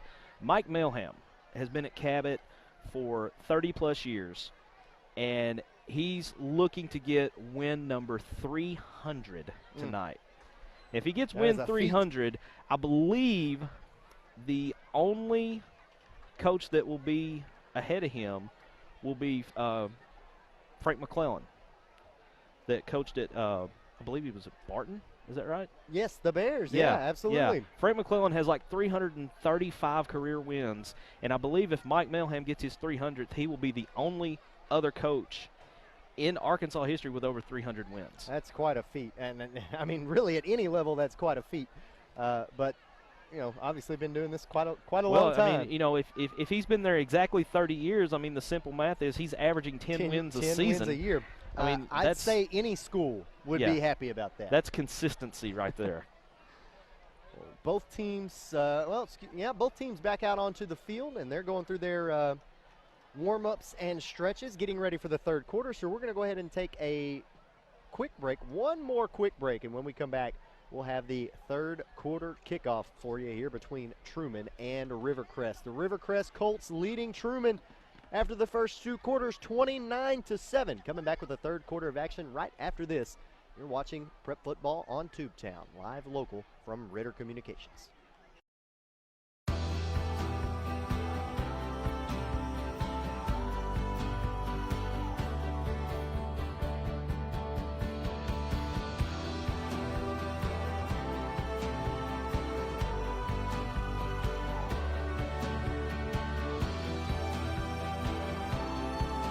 You live. We put you first. Introducing You First Banking, only at First National Bank. You've got a lot of choices when you buy home furnishings. There are many reasons to choose Hubbard & Hoke Furniture, Blyville and Osceola. At Hubbard & Hoke, you'll find a great selection of furniture, appliances, bedding, and electronics with outstanding service, 6 ways to finance your purchase, and free local delivery. Plus, you'll get a great deal every day on name brands you know and trust. Great deals, outstanding service, and free delivery. You're going to love Hubbard & Hoke Furniture, Blyville and Osceola. The Jonesboro Advertising and Promotion Commission welcomes you to the Downtown Jonesboro Barbecue and Music Festival. This year's festival kicks off Friday, September 28th with the second annual SCA State Contest and live music from Fuel. Then Saturday, it's the 10th annual KCBS Sanctioned Barbecue Contest with $10,000 in cash prizes. Then Saturday night, Smash Mouth rocks the Ritter Communications stage. Hey now, you're an all-star. It's the Downtown Jonesboro Barbecue and Music Festival, September 28th and 29th, presented by the Jonesboro A&P Commission. Welcome you back to Trumann here for the third quarter between the Rivercrest Colts and the Trumann Wildcats. There's the kickoff to start the third quarter, taken inside the 20. Bounce to the outside hash marks at the 26, maybe the 28. And that's Will Ryan White, quarterback, on the return. Now he's going to head to the sideline and get the play. And he will come back out and try to lead this Wildcat offense down the field for their first touchdown since the first quarter.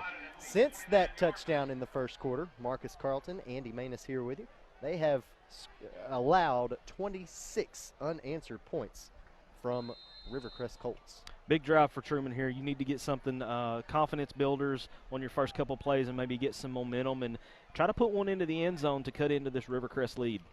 They're going to come out on their own 29-yard line again for 1st and 10 to open up the third quarter, and back in that wing T formation, and here come the Colts creeping up, all 11 men in the box. Here's a handoff to start the third quarter for Jay Taylor Morgan. He will rumble forward about 3.5, maybe 4 yards, and it should be 2nd and 6 coming up. When we saw them have a moderate amount of success with these types of plays throughout the first half, but for the most part, the Colts were just able to shut them down. Well, and I think one thing you may have to watch for here by being back in that wing T, you know, you can pass out of the wing T. It's just it has to be the right situation, and a lot of times you have to wait and see if you have someone that is able to sneak behind the defense, but usually if they get back there, there's nobody between them and the end zone. MJ Barnes lined up on the far side. They're going to hand it off again to Morgan. Morgan able to keep his footing and work his way down to about the 44-yard line. Oh, actually, that was Will Ryan White keeping it himself. That's a first down. He's kind of hobbling off the field a little bit. Once again, we talked about it all night long, and he's reaching down for his left knee right now, and he just waved him off. They said he kind of said, "I'm okay." That was the motion that he gave. See if we can see anything on the replay here. I couldn't see anything specific on his knee, but he could have easily taken a kneecap to kneecap hit. Or just stepped wrong because you saw him kind of stumble there and just trying to regain his footing might have planted that knee a little hard there. Here's a handoff running to the right for Morgan. Morgan now trying to cut it back, and he's going to be pushed backwards, and he will pick up a yard, but it'll be 2nd and 9 coming up after that first down run from Will Ryan White. White's coming over. He's still grabbing at that left leg, but he's telling him he's all right. Yeah, he could have easily taken a kneecap to his thigh right above his knee. I call it a dead leg because that's what it does to your leg. It just feels like it's not there and you can't stand on it. Yeah, absolutely. That's not a fun feeling to have. Had that happen quite a bit. Under 10 minutes left to play here in the third quarter, so 2 minutes gone by, and they're sticking to this wing T formation. There's the handoff to Noah Milligan. Milligan is met immediately. I think I saw Logan Gray, one of the defensive tackles for the Colts, get in there, and that's a no gain. Big 50 came up with a big hit there. Yeah. Again, Rivercrest stacking the box because it's like they know exactly what's coming with this wing T, and when you've got that many guys up front, it's hard to make a hole. Looks like they're going to come out in the shotgun formation now. They've got their personnel out there. MJ Barnes is out there as well as Jax Williams. So we'll see if they want to do. Nope, not the shotgun, but it is a 2 wide receiver set. Milligan is in the backfield. Looking to throw. Sacked immediately. Lost the football. Ball comes out. No, they're saying he was down.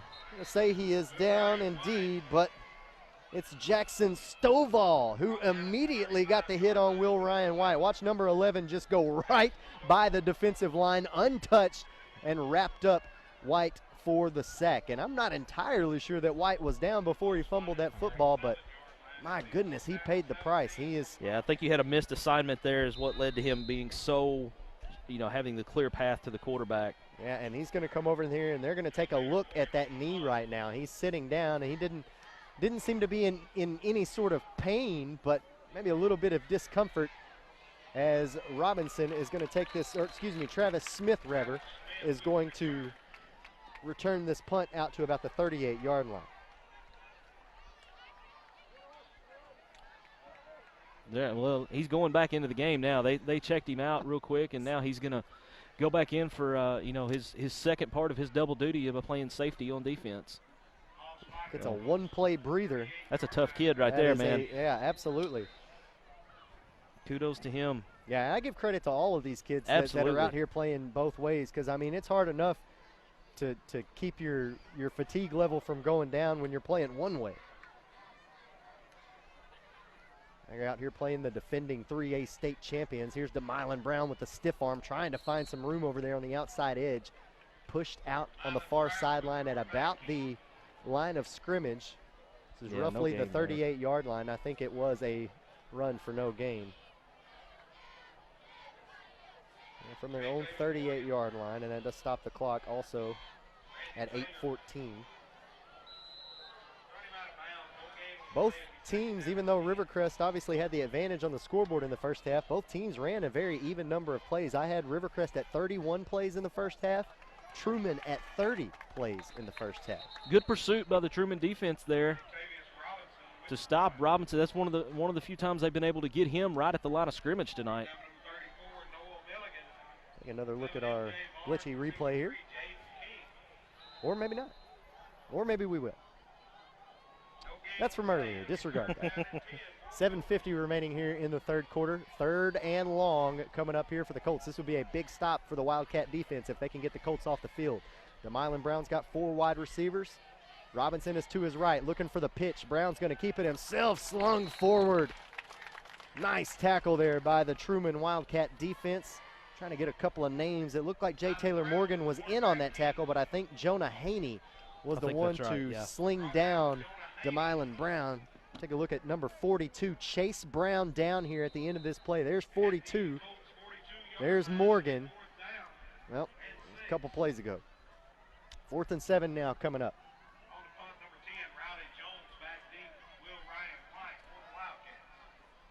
Quarterback Will Ryan White back there to return this punt from the Colts. Good snap. Good kick. Great kick. Spiraling, it'll bounce just inside the 30. It'll be fielded by White at the 20. Oh, and he slipped up a little bit. He's not right, because you can tell when he tried to plant that left leg that he had a little trouble there. Yeah, so he's brought down right at the 25-yard line, and you can still see him walking just a little bit gingerly there on that left leg. It's that left knee that they were looking at, and he's waving everybody off. He says, I'm good, man. I'm good. He wants to play. That kid is a soldier. Yeah. Admire the heart, but it may be time to say, hey, just come sit down for a minute. Let's take a look, because you could tell when he went to plant that left leg and cut back, and it didn't operate like it should. Yeah, he had to check up on it. There's no doubt. He had to check up on it. Kudos to him, man. He's got the heart, though. He's got the heart and the grit, because he's just, he's sucking it up, and he's back out there at quarterback again. Also, kudos to that Trumann defense. I think that's the no doubt first time the Colts have had to punt here tonight's football game. Already nearly halfway through the third quarter. And on 1st and 10, J. Taylor Morgan will pick up about 3 yards on that rush. Yeah, if Trumann could go down here and punch one in to get this back to a 2-score game, that changes things a bit. Yeah, Rivercrest may change their outlook a little bit when they get the ball back, because it does put a little bit of pressure on them. Looks like they're going to stick to this wing T formation as Barnes is out here on the near side, lined up at wide receiver, the sole man in this formation. Noah Milligan once again is in the backfield. Ball spotted on the near side hash marks. They're looking to throw. There's the pump fake. There's the streak route. Way too high and out of bounds. And again, the intended receiver was M.J. Barnes. Saw him run that play earlier and nearly had some success with it. Just a pump fake on the screen here on the near side and try to get your receiver to run the go route. I guess you call that a stop and go. I'm not sure. Yeah, I think that's what the play was there. But, you kind of got to go back to White's left knee and how does that also affect his passing, because when he drops back, that's it. He's not planning on that leg, but that's his step. That's a step foot. Yeah, and he can't get a good clean step, then that's going to affect the accuracy of his throw. Here's the shotgun formation, so they're possibly going to be looking to throw again. He's going to roll to his left, try to throw across his body, fires one down at the 40-yard line. What a throw, what a catch. That's Cole Bingham on the reception. That'll move the chains for a first down. Take a look at this replay. Man, he just steps up and fires a laser. Across his body. Across his body. Whew, on the run. I mean, that wow. Knee was not bothering him too much on that play. Hey, if that's what happens when your knees hurt my knee all day, you know. 5:38 left to play here in the third quarter. It's like that Aaron Rodgers game a couple weeks ago. Yeah, no doubt. Did you notice he developed a southern accent after the game? That was the craziest thing I've ever seen. Two wide receivers here for Will Ryan White. Going to throw on a slant pattern. It's Barnes who catches it just shy of the 45-yard line. A good pitch and catch for about 4 yards. They'll give him 5, and it'll be 2nd and 5 coming up. And I would run a lot more of that. Yeah, it's especially if they're not going to put press coverage on him and they're going to give him that cushion, take advantage of it. Yeah, the defender was a good 7-8 yards off of the wide receiver.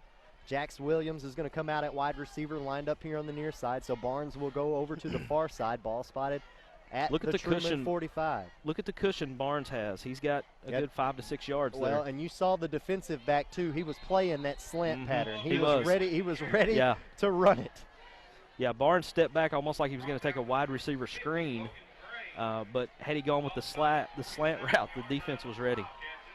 And that was Travis Smith there playing corner on Barnes, and again, he was in position for it. Big third down here for Trumann. They need to convert this and keep moving the ball down the field because the clock keeps running. We're closing in on 4 minutes left here in the third.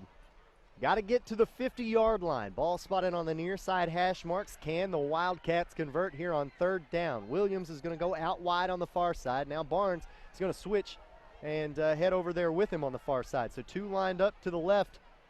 And it's going to be White running to his right. He's got the first down and more, but he took a hit to that left knee. He gets up unscathed, it appears. Going to get a little bit of hydration here on the near sideline. Fixes shoulder pads as they move the chains. 1st and 10 coming up for the Wildcats. That's a gutsy run. That's a great play call right there, and he gets just enough. But you know, luckily the hit looks like it maybe went on his thigh and hip more than his knee, but. That's a great play again by White. You know, you're expecting maybe the little hitch pass over to Barnes, and it's just a quarterback keeper bootleg, and he gets the first down and keeps the offense rolling. Well, not just any bootleg. That was a completely naked bootleg. Had nobody out in front of it. Completely naked, yes. 1st and 10 now from midfield. There's the pitch. Trying to make his way upfield. Oh, my goodness. Woo. Cole Bingham slammed down to the tee right at midfield. A couple of Colt defenders absolutely laying the lumber here. Take another look. We'll see if we can figure out who that is on that tackle there. Easton Elder, one of the defenders in, already called his name once tonight. Couldn't tell who the other Colt was. But my goodness, they got their money's worth on Bingham that time. Bingham comes over to the sideline. He's a bit shaken up, got his helmet off, but he's walking fine, but I would imagine that did not feel too good. That looked like an old school spine buster from Good gracious. So 2nd and 10 coming up. Little misdirection play here. Hand off to Jay Taylor Morgan from Gunner Parks, who got it from White. Pick up for about 2, so 3rd and 8 coming up. There you see Bingham. Got his bell rung pretty good there. They're checking him out, make sure he's okay.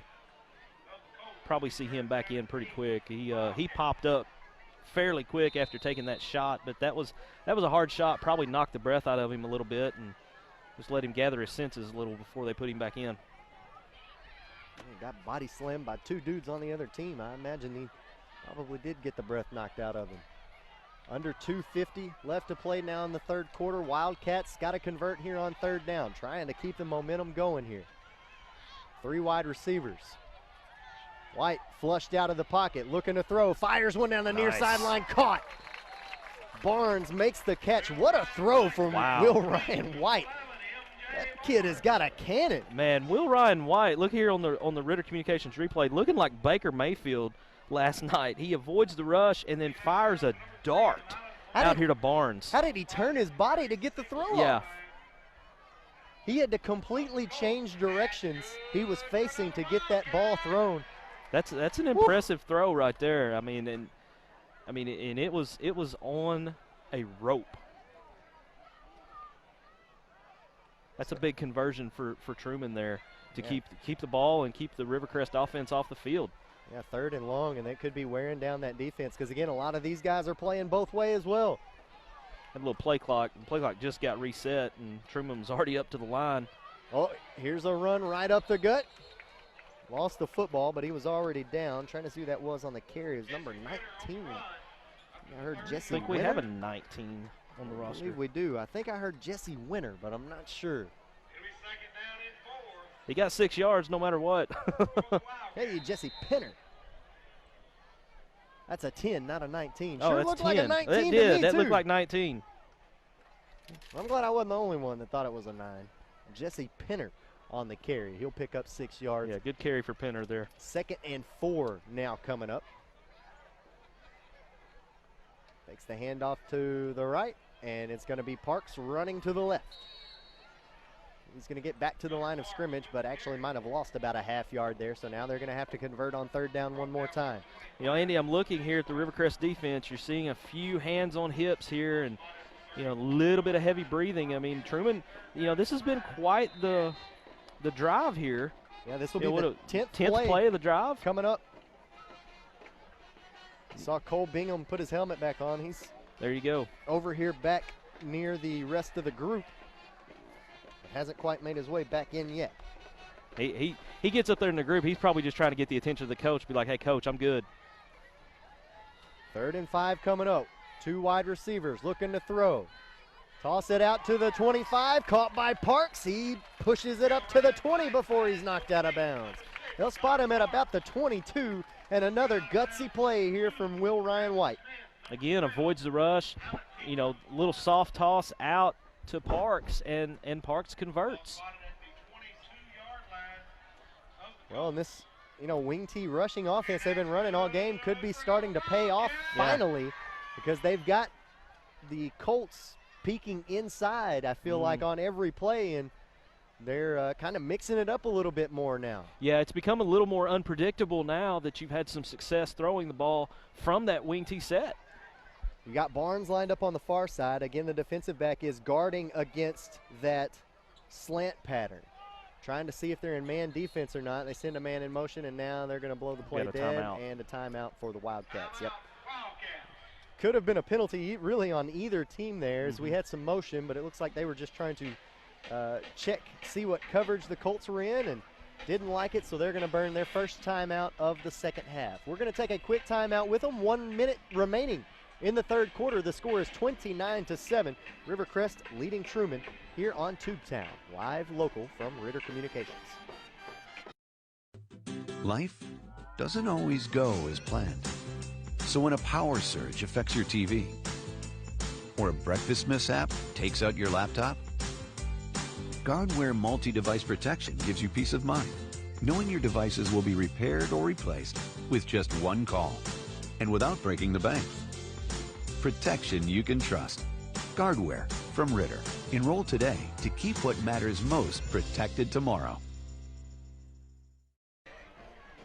Andy Maness and Marcus Carlton welcome you back to Trumann with 1 minute remaining in the 3rd quarter. The Trumann Wildcats trailing 7-29 against the Rivercrest Colts, but they have got it 1st and 10, and they are getting pretty close to that Rivercrest Colt red zone. Yeah, you're 22-yard line, 1st down. You know, earlier in the game I would say, okay, we're going to see a run here, but with the way they've been mixing up their play calling on this drive alone, you don't really have a good feel for what's coming next, which is exactly what you want if you're Trumann. Yeah, absolutely. They have had some success through the air, moving it down the field on this drive. Let's see if they can keep it going. 1st and 10. It's going to be a keeper. White up the gut. He is down to the 15, still on his feet, keeping those feet moving all the way down to the 12-yard line, and I'm pretty sure he got enough to move the chains once again. Yeah, the chains are moving right here on the Ritter Communications replay. Nothing special here, just a quarterback keeper up the gut, and watch him fight for extra yardage here. 1, 2, 3, 4 defenders finally bring him down after a 10-yard gain. Hey, I super impressed with Will Ryan White. Yeah, you talk about some intestinal fortitude there. and just grit and heart. I mean, that's the kind of guy you want as your team leader. I mean, you follow him wherever he wants to go. Jesse Pinner is in the backfield. He's going to get the handoff. He's going to rumble forward all the way down to the 5-yard line. Keeps his feet moving. I believe he got in. He did. The Wildcats will score from 12 yards out on a downhill run from Jesse Pinner. How about that? Look here on the Ritter Communications replay. Right up the middle he goes. There's 1 and 2 guys, 3, 4, and he just keeps the leg drive going. 5, 6 guys, half the defense, and he carries them into the end zone. That is a grown man run from the senior from Trumann. He shaves his face with a rusty razor at night. My goodness. That comes with 25 seconds remaining here in the third quarter, and we got a brand new ball game. See if Trumann wants to go for the extra point or go for 2. They're going to go for 2. I think that's the right call in this situation. You've got all the momentum. You've kind of got Rivercrest defense on their heels. Why not try to strike it?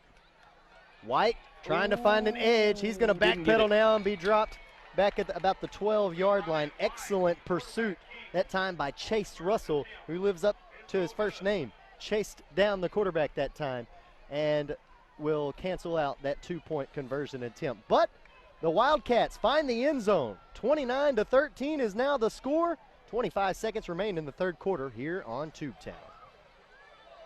How much bandwidth will satisfy your home's hunger? The average household now has more wireless devices in use a day than ever before, including TVs, laptops, tablets, and smartphones. HD streaming and gaming can use large amounts of data and slow down speeds for other users. The more devices you use, the more bandwidth your home needs. So make sure you have enough bandwidth. Get up to 100 megs with internet from Ritter Communications. It's the speed you need to power all your devices. Call today. Welcome back to Trumann, where the Wildcats have found the end zone for the second time tonight. They now trail the Rivercrest Colts 29-13. Could not convert on that 2-point conversion, but Marcus, we might have a new ball game on our hands. I believe so. It'll be interesting to see what happens here, because I think at the end of that 12-play drive, the Rivercrest defense was looking a little fatigued. And now you kind of feel like Trumann has taken some of the momentum here. You know, if Trumann could come out and either get a 3-and-out or maybe force a turnover here, you don't know what could happen. I mean, that would be huge for Trumann to come out and do that. Yeah, 12 plays, 6 minutes, and now they kick it off. Scott had to go up to get that kickoff. Now he's taking it to the far side of the field, gets a stiff arm off on one defender, and is able to avoid another as he runs out of bounds with 16 seconds remaining here in the third quarter. Good pursuit on that kickoff there to just force him out of bounds. If you can't get him to go down, push him out of bounds. Take another look at the it's kind of a short kick, kind of that mid-range kick, and that's a great play to field the ball there. That could have easily went over his head. Yeah, and then how about the stiff arm there? 2 stiff arms, and the third defender's just like, okay, let me just push him out of bounds here. I don't want to catch a palm to the face. 16 seconds remain from the 30-yard line. Here's a run. Bouncing off defenders on the far side hash marks. Kentavious Robinson able to pick up about a yard, and that should take us to the fourth quarter. And it will. So, 3 quarters in the books. The Wildcats trying to find a little bit of momentum here at the end of this game, but Rivercrest has got a chance to potentially put a nail in the coffin here as we get ready to come back and start the fourth quarter. We're back right after this here on Tubetown, live local from Ritter Communications. No matter what kind of business you own or operate, you need to keep it connected. Ritter Communications delivers the fastest business internet speeds available at a price that won't slow you down. Ritter offers reliable 24-hour service with network monitoring, along with the scalable options your business needs to grow. And we do it all on our own fiber optic network. The choice is yours, and so is the savings. Connect to something better. Call or visit RitterBusiness.com today. Andy Maness and Marcus Carlton welcoming back to the fourth quarter here between Trumann and Rivercrest. The Rivercrest Colts lead in this conference matchup 29-13 after the first 3 quarters, but the Trumann Wildcats able to find the end zone there at the end of the third quarter. A 12-play, 6-minute drive for the Wildcats. Puts them slightly back in this game, 29-13 again the score. Andy, as we're waiting Rivercrest to come back out to take the field, we're seeing a little swagger here from the Trumann defense. I saw one of their linebackers, kind of doing the Conor McGregor strut. So it'd be interesting to see if they're able to bow up here on second down and force Rivercrest into a 3rd and long situation. Rivercrest got all their big boys out on the offensive line, and they have got a big boy in at running back into Keith Slayton. Oh, able to draw false start, going to go against the Rivercrest Colts. I thought for sure it was going to go against Trumann, but that's a big penalty because that is 2nd and 8 becomes 2nd and 13 now. It's been a fairly well-disciplined game between these two teams tonight. Yeah, for the most part, I think agree. By my count, that's only the 6th penalty of the night. Each team now with 3 apiece. Again, those are your unofficial stats. Andy, I just got an update. Westside has tied Highland at 30. Here's Contavious Robinson on the 2nd down handoff. Nearly bobbled the handoff and is able to get back to about the original line of scrimmage, only about 1.5 yards, maybe 2-yard gain, so 3rd and 11 coming up. Yeah, that brings up the 3rd and long situation we were talking about for Rivercrest. Trumann defense, as I said, when we got ready to start here, the start of the 4th, they came out with a little swagger, and they forced now Rivercrest into a 3rd and 12. If they could get this stop here and get off the field, that it's a huge win. And again, that they could have kept that Rivercrest Colt defense out on the field long enough to have fatigued the offense. But here's a pitch out to Robinson. He's got about 2 dudes in front of him, and he is gone. Ooh. There was no doubt about that one from the get-go. As long as there's no flags, you can chalk up another 6 points for Contavious Robinson. Wow. We knew it as soon as the ball was snapped. Yeah. He was gone. Look here on the replay. Everybody bit to the inside, and Robinson, all he had to do was make a couple of dudes miss, and he is gone. You can tell right there that he hits the Jets right there, and nobody's going to catch him at that point. Wow. That is incredible. Let's see how far of a run that was. I think it was at least 70 yards. Ooh, nearly got to that extra point attempt, but it'll go up and through. And just like that, the Rivercrest Colts have answered on a 3-play, less than a minute drive, 36-13. Contavious Robinson taking it a good. That's about 70 yards. yards, because I want to say they were either on the 23 or the 27. I didn't get a good look on the replay, but it's 70 plus. We'll call it 70 plus. And again, they do hit the extra point, so it is 36-13. Boy, when it rains, it pours here in Trumann. Well, I don't want to say that. Yeah. I don't want to invite any of that. Looking bad at the weather. radar earlier, let's not go there. Let's change colloquialisms there. Let's find something else to say. Wow, that's an impressive run. I mean, he hit the outside there, got past. He had 3 defenders, and he just kind of split the defenders. And at that point, he was gone. So take a look at Will Ryan White out here. He's shaking his left hand out there. I don't know if he's maybe might have tweaked it a little bit. He is right-handed. He's going to have to come up and get this football. He muffed it, got his hands on it. It's picked up inside the 20. Dropped at the 20-yard line. The Wildcats avoiding a disastrous play there, but Will Ryan White is still down on his knees, and actually, sorry, that's Gunnar Parks over there who's down on his knees, but White just comes up to get it, overran it, couldn't field the bounce, and Parks got smoked over there at the 20. He hit him so hard it knocked our camera loose. Golly, Parks makes his way off the field.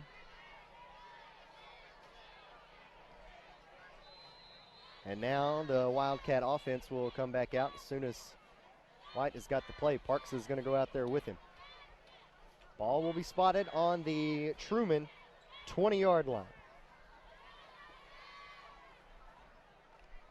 The Colts have scored in the first minute of the first Every quarter, the second quarter, and the fourth. And the fourth. Quarter. That's right. That's right.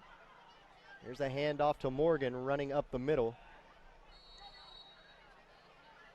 And he will pick up about 2 yards. Make it 3 yards. And it'll be 2nd and 7 coming up.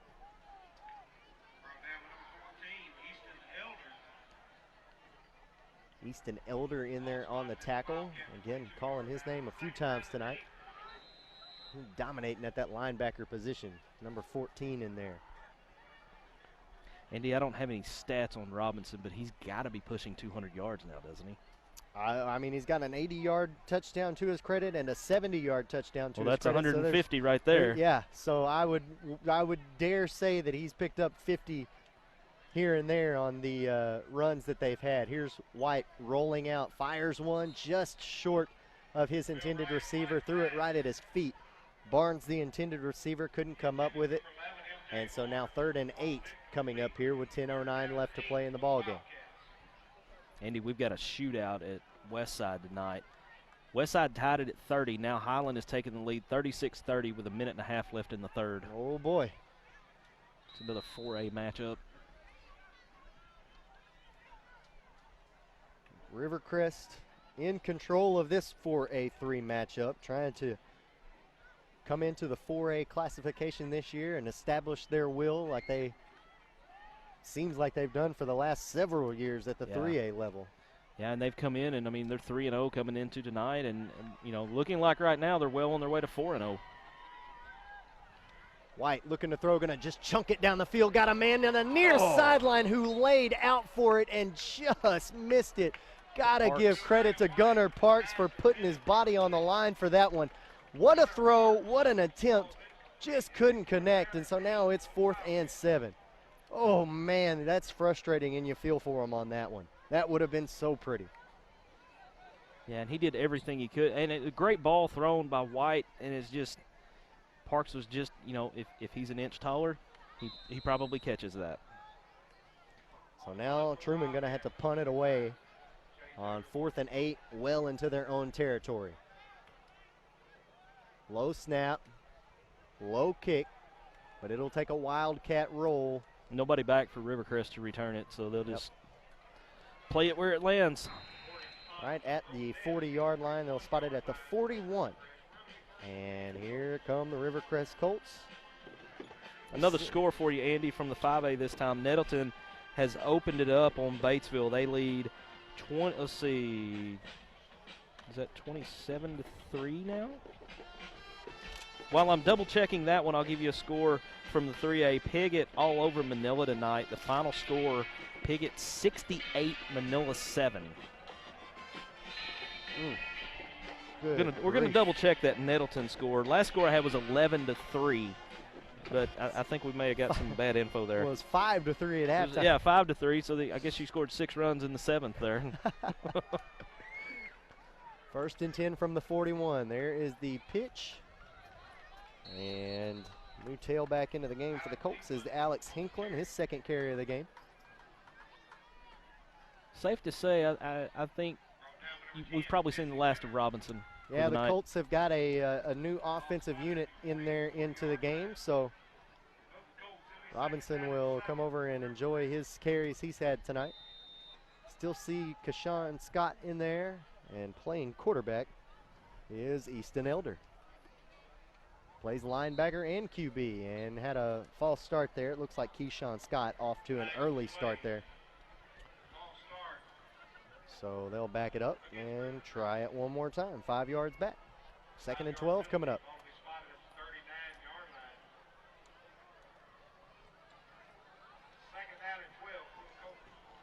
Trumann with a bit of a gauntlet ahead of them after tonight's game. You look at the next 4 for them are all on the road. Have to go to Brooklyn, then they have to go to Gosnell, Highland, and Pocahontas. Those 3 games in a row right there are going to be tough. Yeah, that's a tough stretch for anybody. Scott on the handoff will be pushed backwards. His forward progress stopped at about the 38-yard line, so they'll back him up a yard, and we'll have 3rd and 13 coming up. two of those teams are facing off against each other tonight, Pocahontas and Brooklyn, and it's all Redskins tonight as they lead 45-16 in the fourth quarter. Pocahontas is just I think with that new sophomore quarterback they've brought in, Chester, I think he's kind of found his own now, and offense seems to be rolling for the Redskins. Well, and speaking of the Redskins, they'll have to play the Colts here in about 3 weeks. Talked about Gosnell, Highland, and Pokey. That'll be a fun game. Those are the 3 games coming up next for the Rivercrest Colts in that order: Gosnell, Highland, and Pocahontas. Here's another handoff running around the left, and could have been a face mask there, but it wasn't. Still on his feet. Rivercrest Colts are going to move it back into Trumann territory. What a Big downhill run by Alec Hinkle. Yeah, Hinkle, see it here on the Ritter Communications replay, takes the handoff and cuts through. Oh, he had him by the shoulder, but he fought it off, and he gains, well past the first down marker. Of course, Hinkle's coming in. He's got fresh legs, so he wants to get in and make a name for himself, and he does a great job on that carry right there. Yeah, makes it 1st and 10, and he's got to show Coach that he wants some minutes in there too. But boy, when you got Kentavious Robinson ahead of you, it's hard. You got to take those minutes where you can get them. Absolutely. Scott's going to go in motion, and he'll be called for a false start once again. Haven't had a whole lot of laundry in tonight's football game, but we've had 2 penalties here on this drive alone for the Rivercrest Colts. So I believe those are their 4th and 5th penalties respectively here in tonight's game. Yeah, and I don't think it matters if the score is, 36-13 or 3-0. Coach Fleming's not going to be happy anytime you see the yellow flag fly out onto the field. Because it may not matter in this game, but don't want those problems to linger around in games where the score is going to be a little bit closer.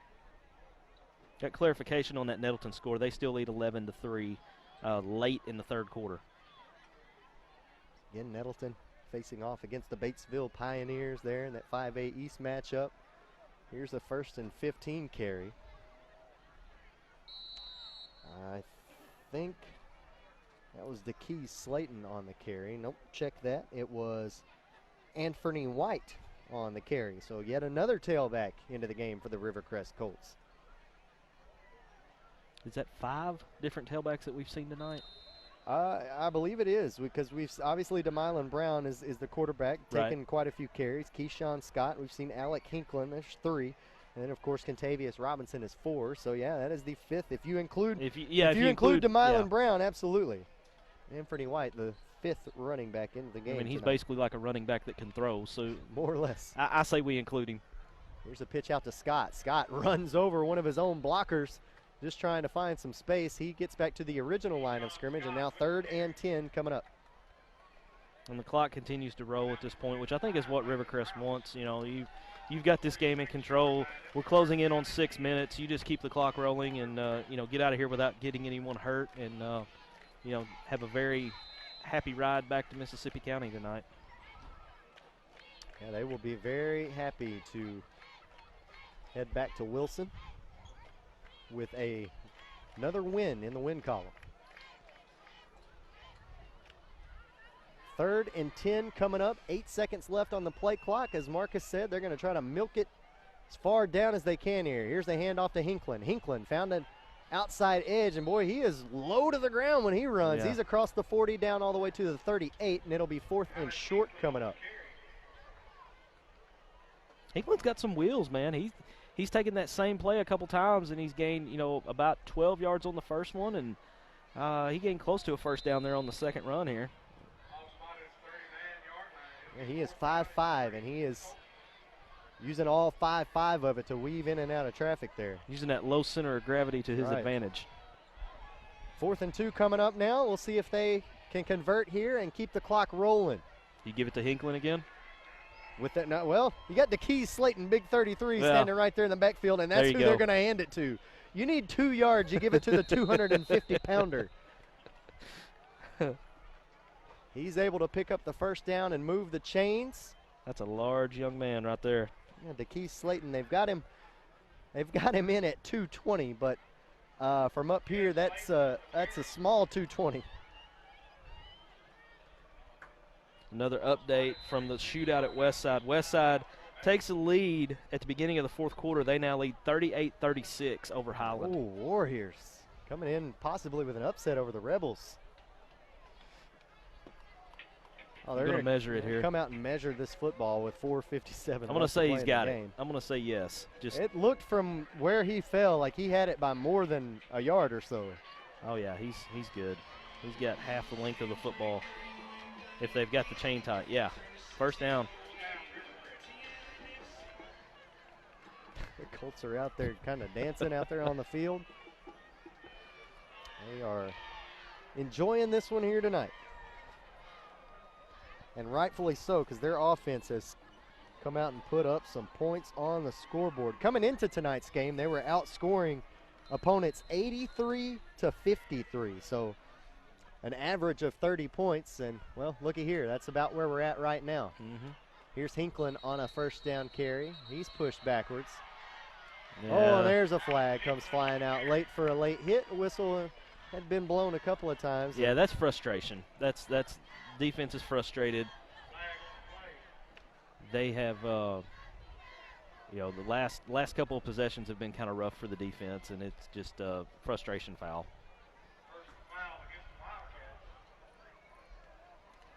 Yeah, so they will move it further into their own territory. Rivercrest will have it. It should be 1st and 10 from inside the 25-yard line. You see here, I mean, the play's blown dead right there, and then they go ahead and drive Hinkle down to the ground. So that's the right call. So now 1st and 10 from the 22. The clock will roll. False start. Or did he jump? Did he? Well, I saw a towel come flying out. So I'm not sure what happened there. But a flag was thrown. I think it's going to be, yep. They called offsides. I was going to say, it looked like one of the black and gold jerseys jumped a little bit early, but I wasn't sure. That's interesting to me because normally when you see offsides called, unless contact was made, they're not going to blow it dead. Yeah. So he must have made contact with one of the linemen. Encroachment. Yeah. 1st and 5 now after back-to-back penalties on the Wildcats. Nearing the 4-minute mark left here in this one. Colts going to see if they can find the end zone one more time with their reserve squad. DeKey Slayton in the backfield. Hinklen lined up to the right. He goes in motion. It's a keeper. Elder going to try to find the 15-yard line himself. He's slung down hard. J. Taylor Morgan on the tackle there for the Trumann Wildcats. And now 2nd and 4 coming up after the 1-yard carry. A lot of running there just to gain 1 yard. Well, they gave him 2, so. Yeah, 2nd and 3 now coming up. We're going to let the play clock start and run down quite a bit.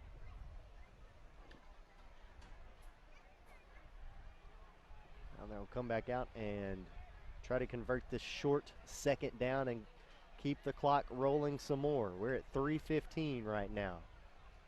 23-point lead here for the Colts. Here's a run to the right. 7th running back of the game is Jay Smith now takes a carry. That's amazing to me that you've got 7 different guys that you could put out there to carry the ball, that you have enough confidence in to let them carry it.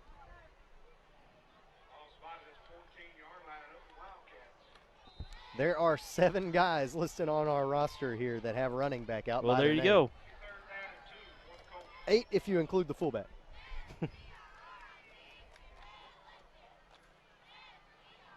There's a handoff to another new guy. He's across the 10, the 5. He's going to find the end zone.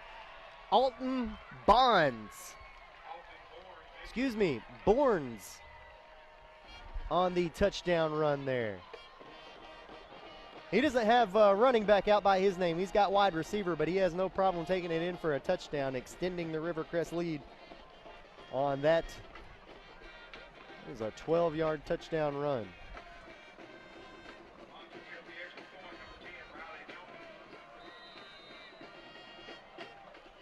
Getting a lot of congratulations over there on the sideline from his teammates. Always like to see good camaraderie among teammates, and you see a kid maybe get a carry that doesn't see a lot of action, and he gets in and makes the most of it with the touchdown.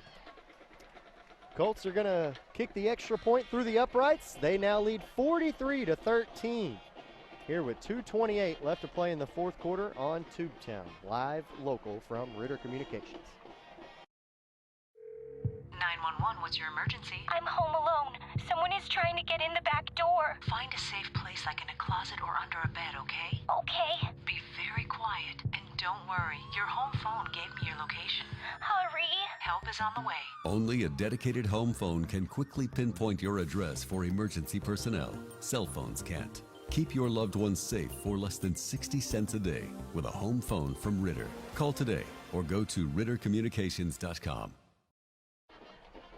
Welcome back to Trumann, where the Rivercrest Colts have found the end zone once again. A 12-yard touchdown rush from Alton Bournes, the sophomore for Rivercrest. They hit their extra point, and they now lead this one 43-13.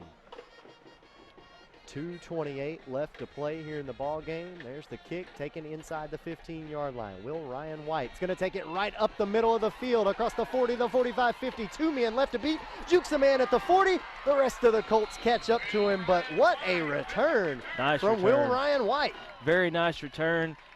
Great juke there at the end. You see it right here on the replay. And I think he had a little taken some of his frustration and anger and put it into this return.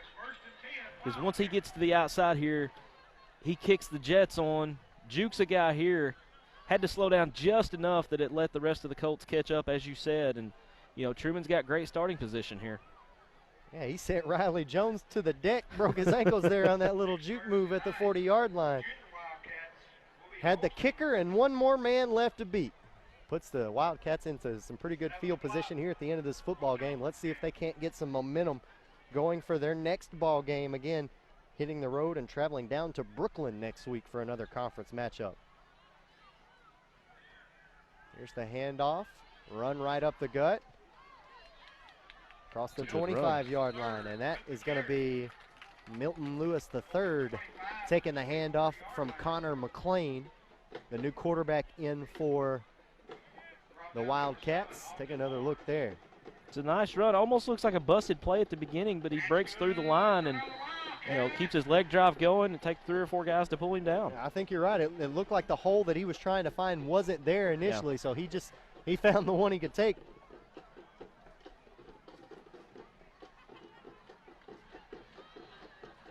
One time Gunnar Park's going to be tripped up just past the line of scrimmage, so 2nd and 8 now coming up. Looking around the state, Andy, you know, into the third, West Memphis leads Marion 22-14. Newport and Walnut Ridge tied at 27 with about 3 minutes left in the third quarter. Wow. Another great game there. EPC leads Rector 25-19 late in the third. A lot of close games on our hand around the area. Yeah. 2nd and 8 coming up here. There's the handoff to Lewis. Lewis trying to find a corner. Juke move at the 20. Pushed outside at about the 19-yard line. Clock will continue to roll with about a minute left in this one. And just as I give that score, it looks like Newport takes the lead but missed the extra point. So they're up 33-27 with a minute left in the third. And we've got some high-scoring, close games around the area tonight. A lot of good football as we start conference play. Everybody trying to go ahead and get a leg up on the competition in the standings. 3rd and 5 coming up. 25 seconds remaining here in the ball game. 5 seconds left on the play clock. There's the snap. There's the run from McLean. McLean out to the 15-yard line. Close for the first down marker, but may not have gotten it, but that should be the last play of the ball game. I think that's going to end it for us here. Put a bow on yet another 30-point victory for Rivercrest here. They hold to their average. They've been outscoring people by 30 points a game, and they will do it again here tonight as there's the final whistle. And the Rivercrest Colts will pick up their first conference victory at the 4A level at the expense of the Trumann Wildcats. The final score tonight's ball game, 43-13. Rivercrest over Trumann. We're going to take a quick break. When we come back, We're going to wrap up tonight's game for you and tell you about our next adventure next Friday night. It's all coming up on our Ritter Communications post-game show right after this here on Tubetown, live local from Ritter Communications.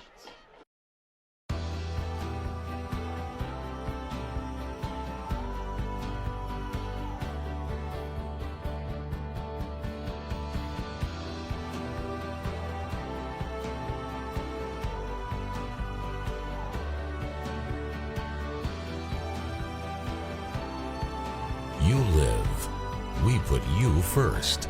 Introducing You First Banking, only at First National Bank.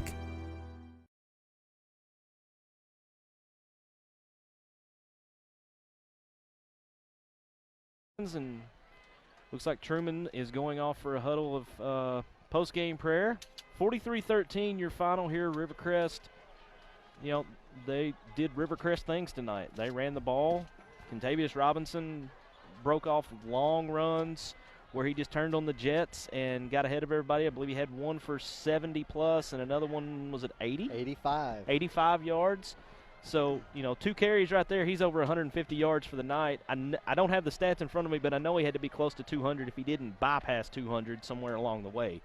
Rivercrest 4-0, you know, moving on to their next conference game. And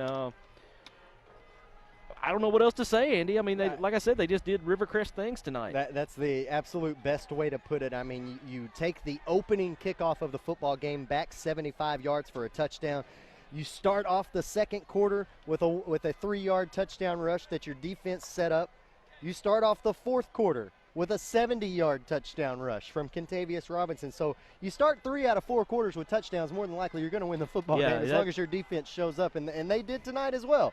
Yeah, that increases your chances of victory by quite a bit when you can start 3 of the 4 quarters with a score.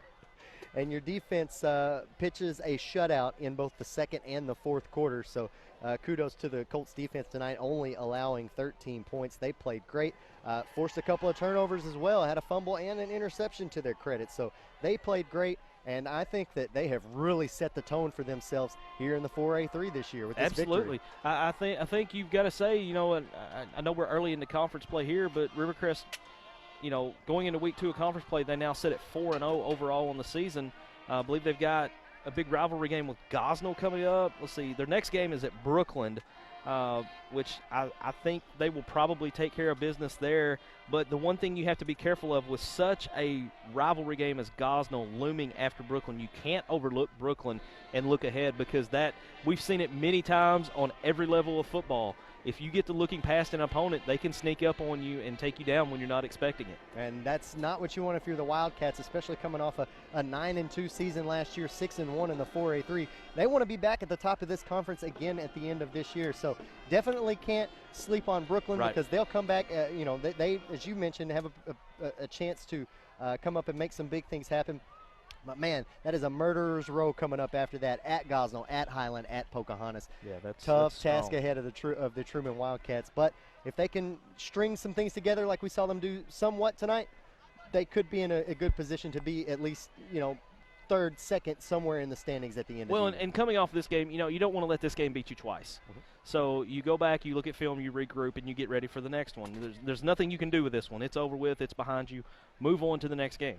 Yeah, and then again, the Rivercrest Colts will face off against Gosnell, Highland, and Pocahontas. So they have a tough stretch as well. Those are their next 3 games. So those 3 teams usually are the 3 teams that are at the top of the 4A3 conference. So we'll find out what Rivercrest is made of over the next few weeks. As Marcus said, they go to a record of 4-0 on the year. Trumann falls to a record of 1-3.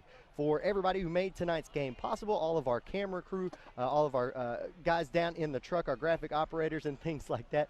Big thanks to Marcus Carlton. I'm Andy Maness saying so long for this Friday night. We'll see you next week back here on Tubetown. Blytheville at Nettleton. Have a great night, everybody.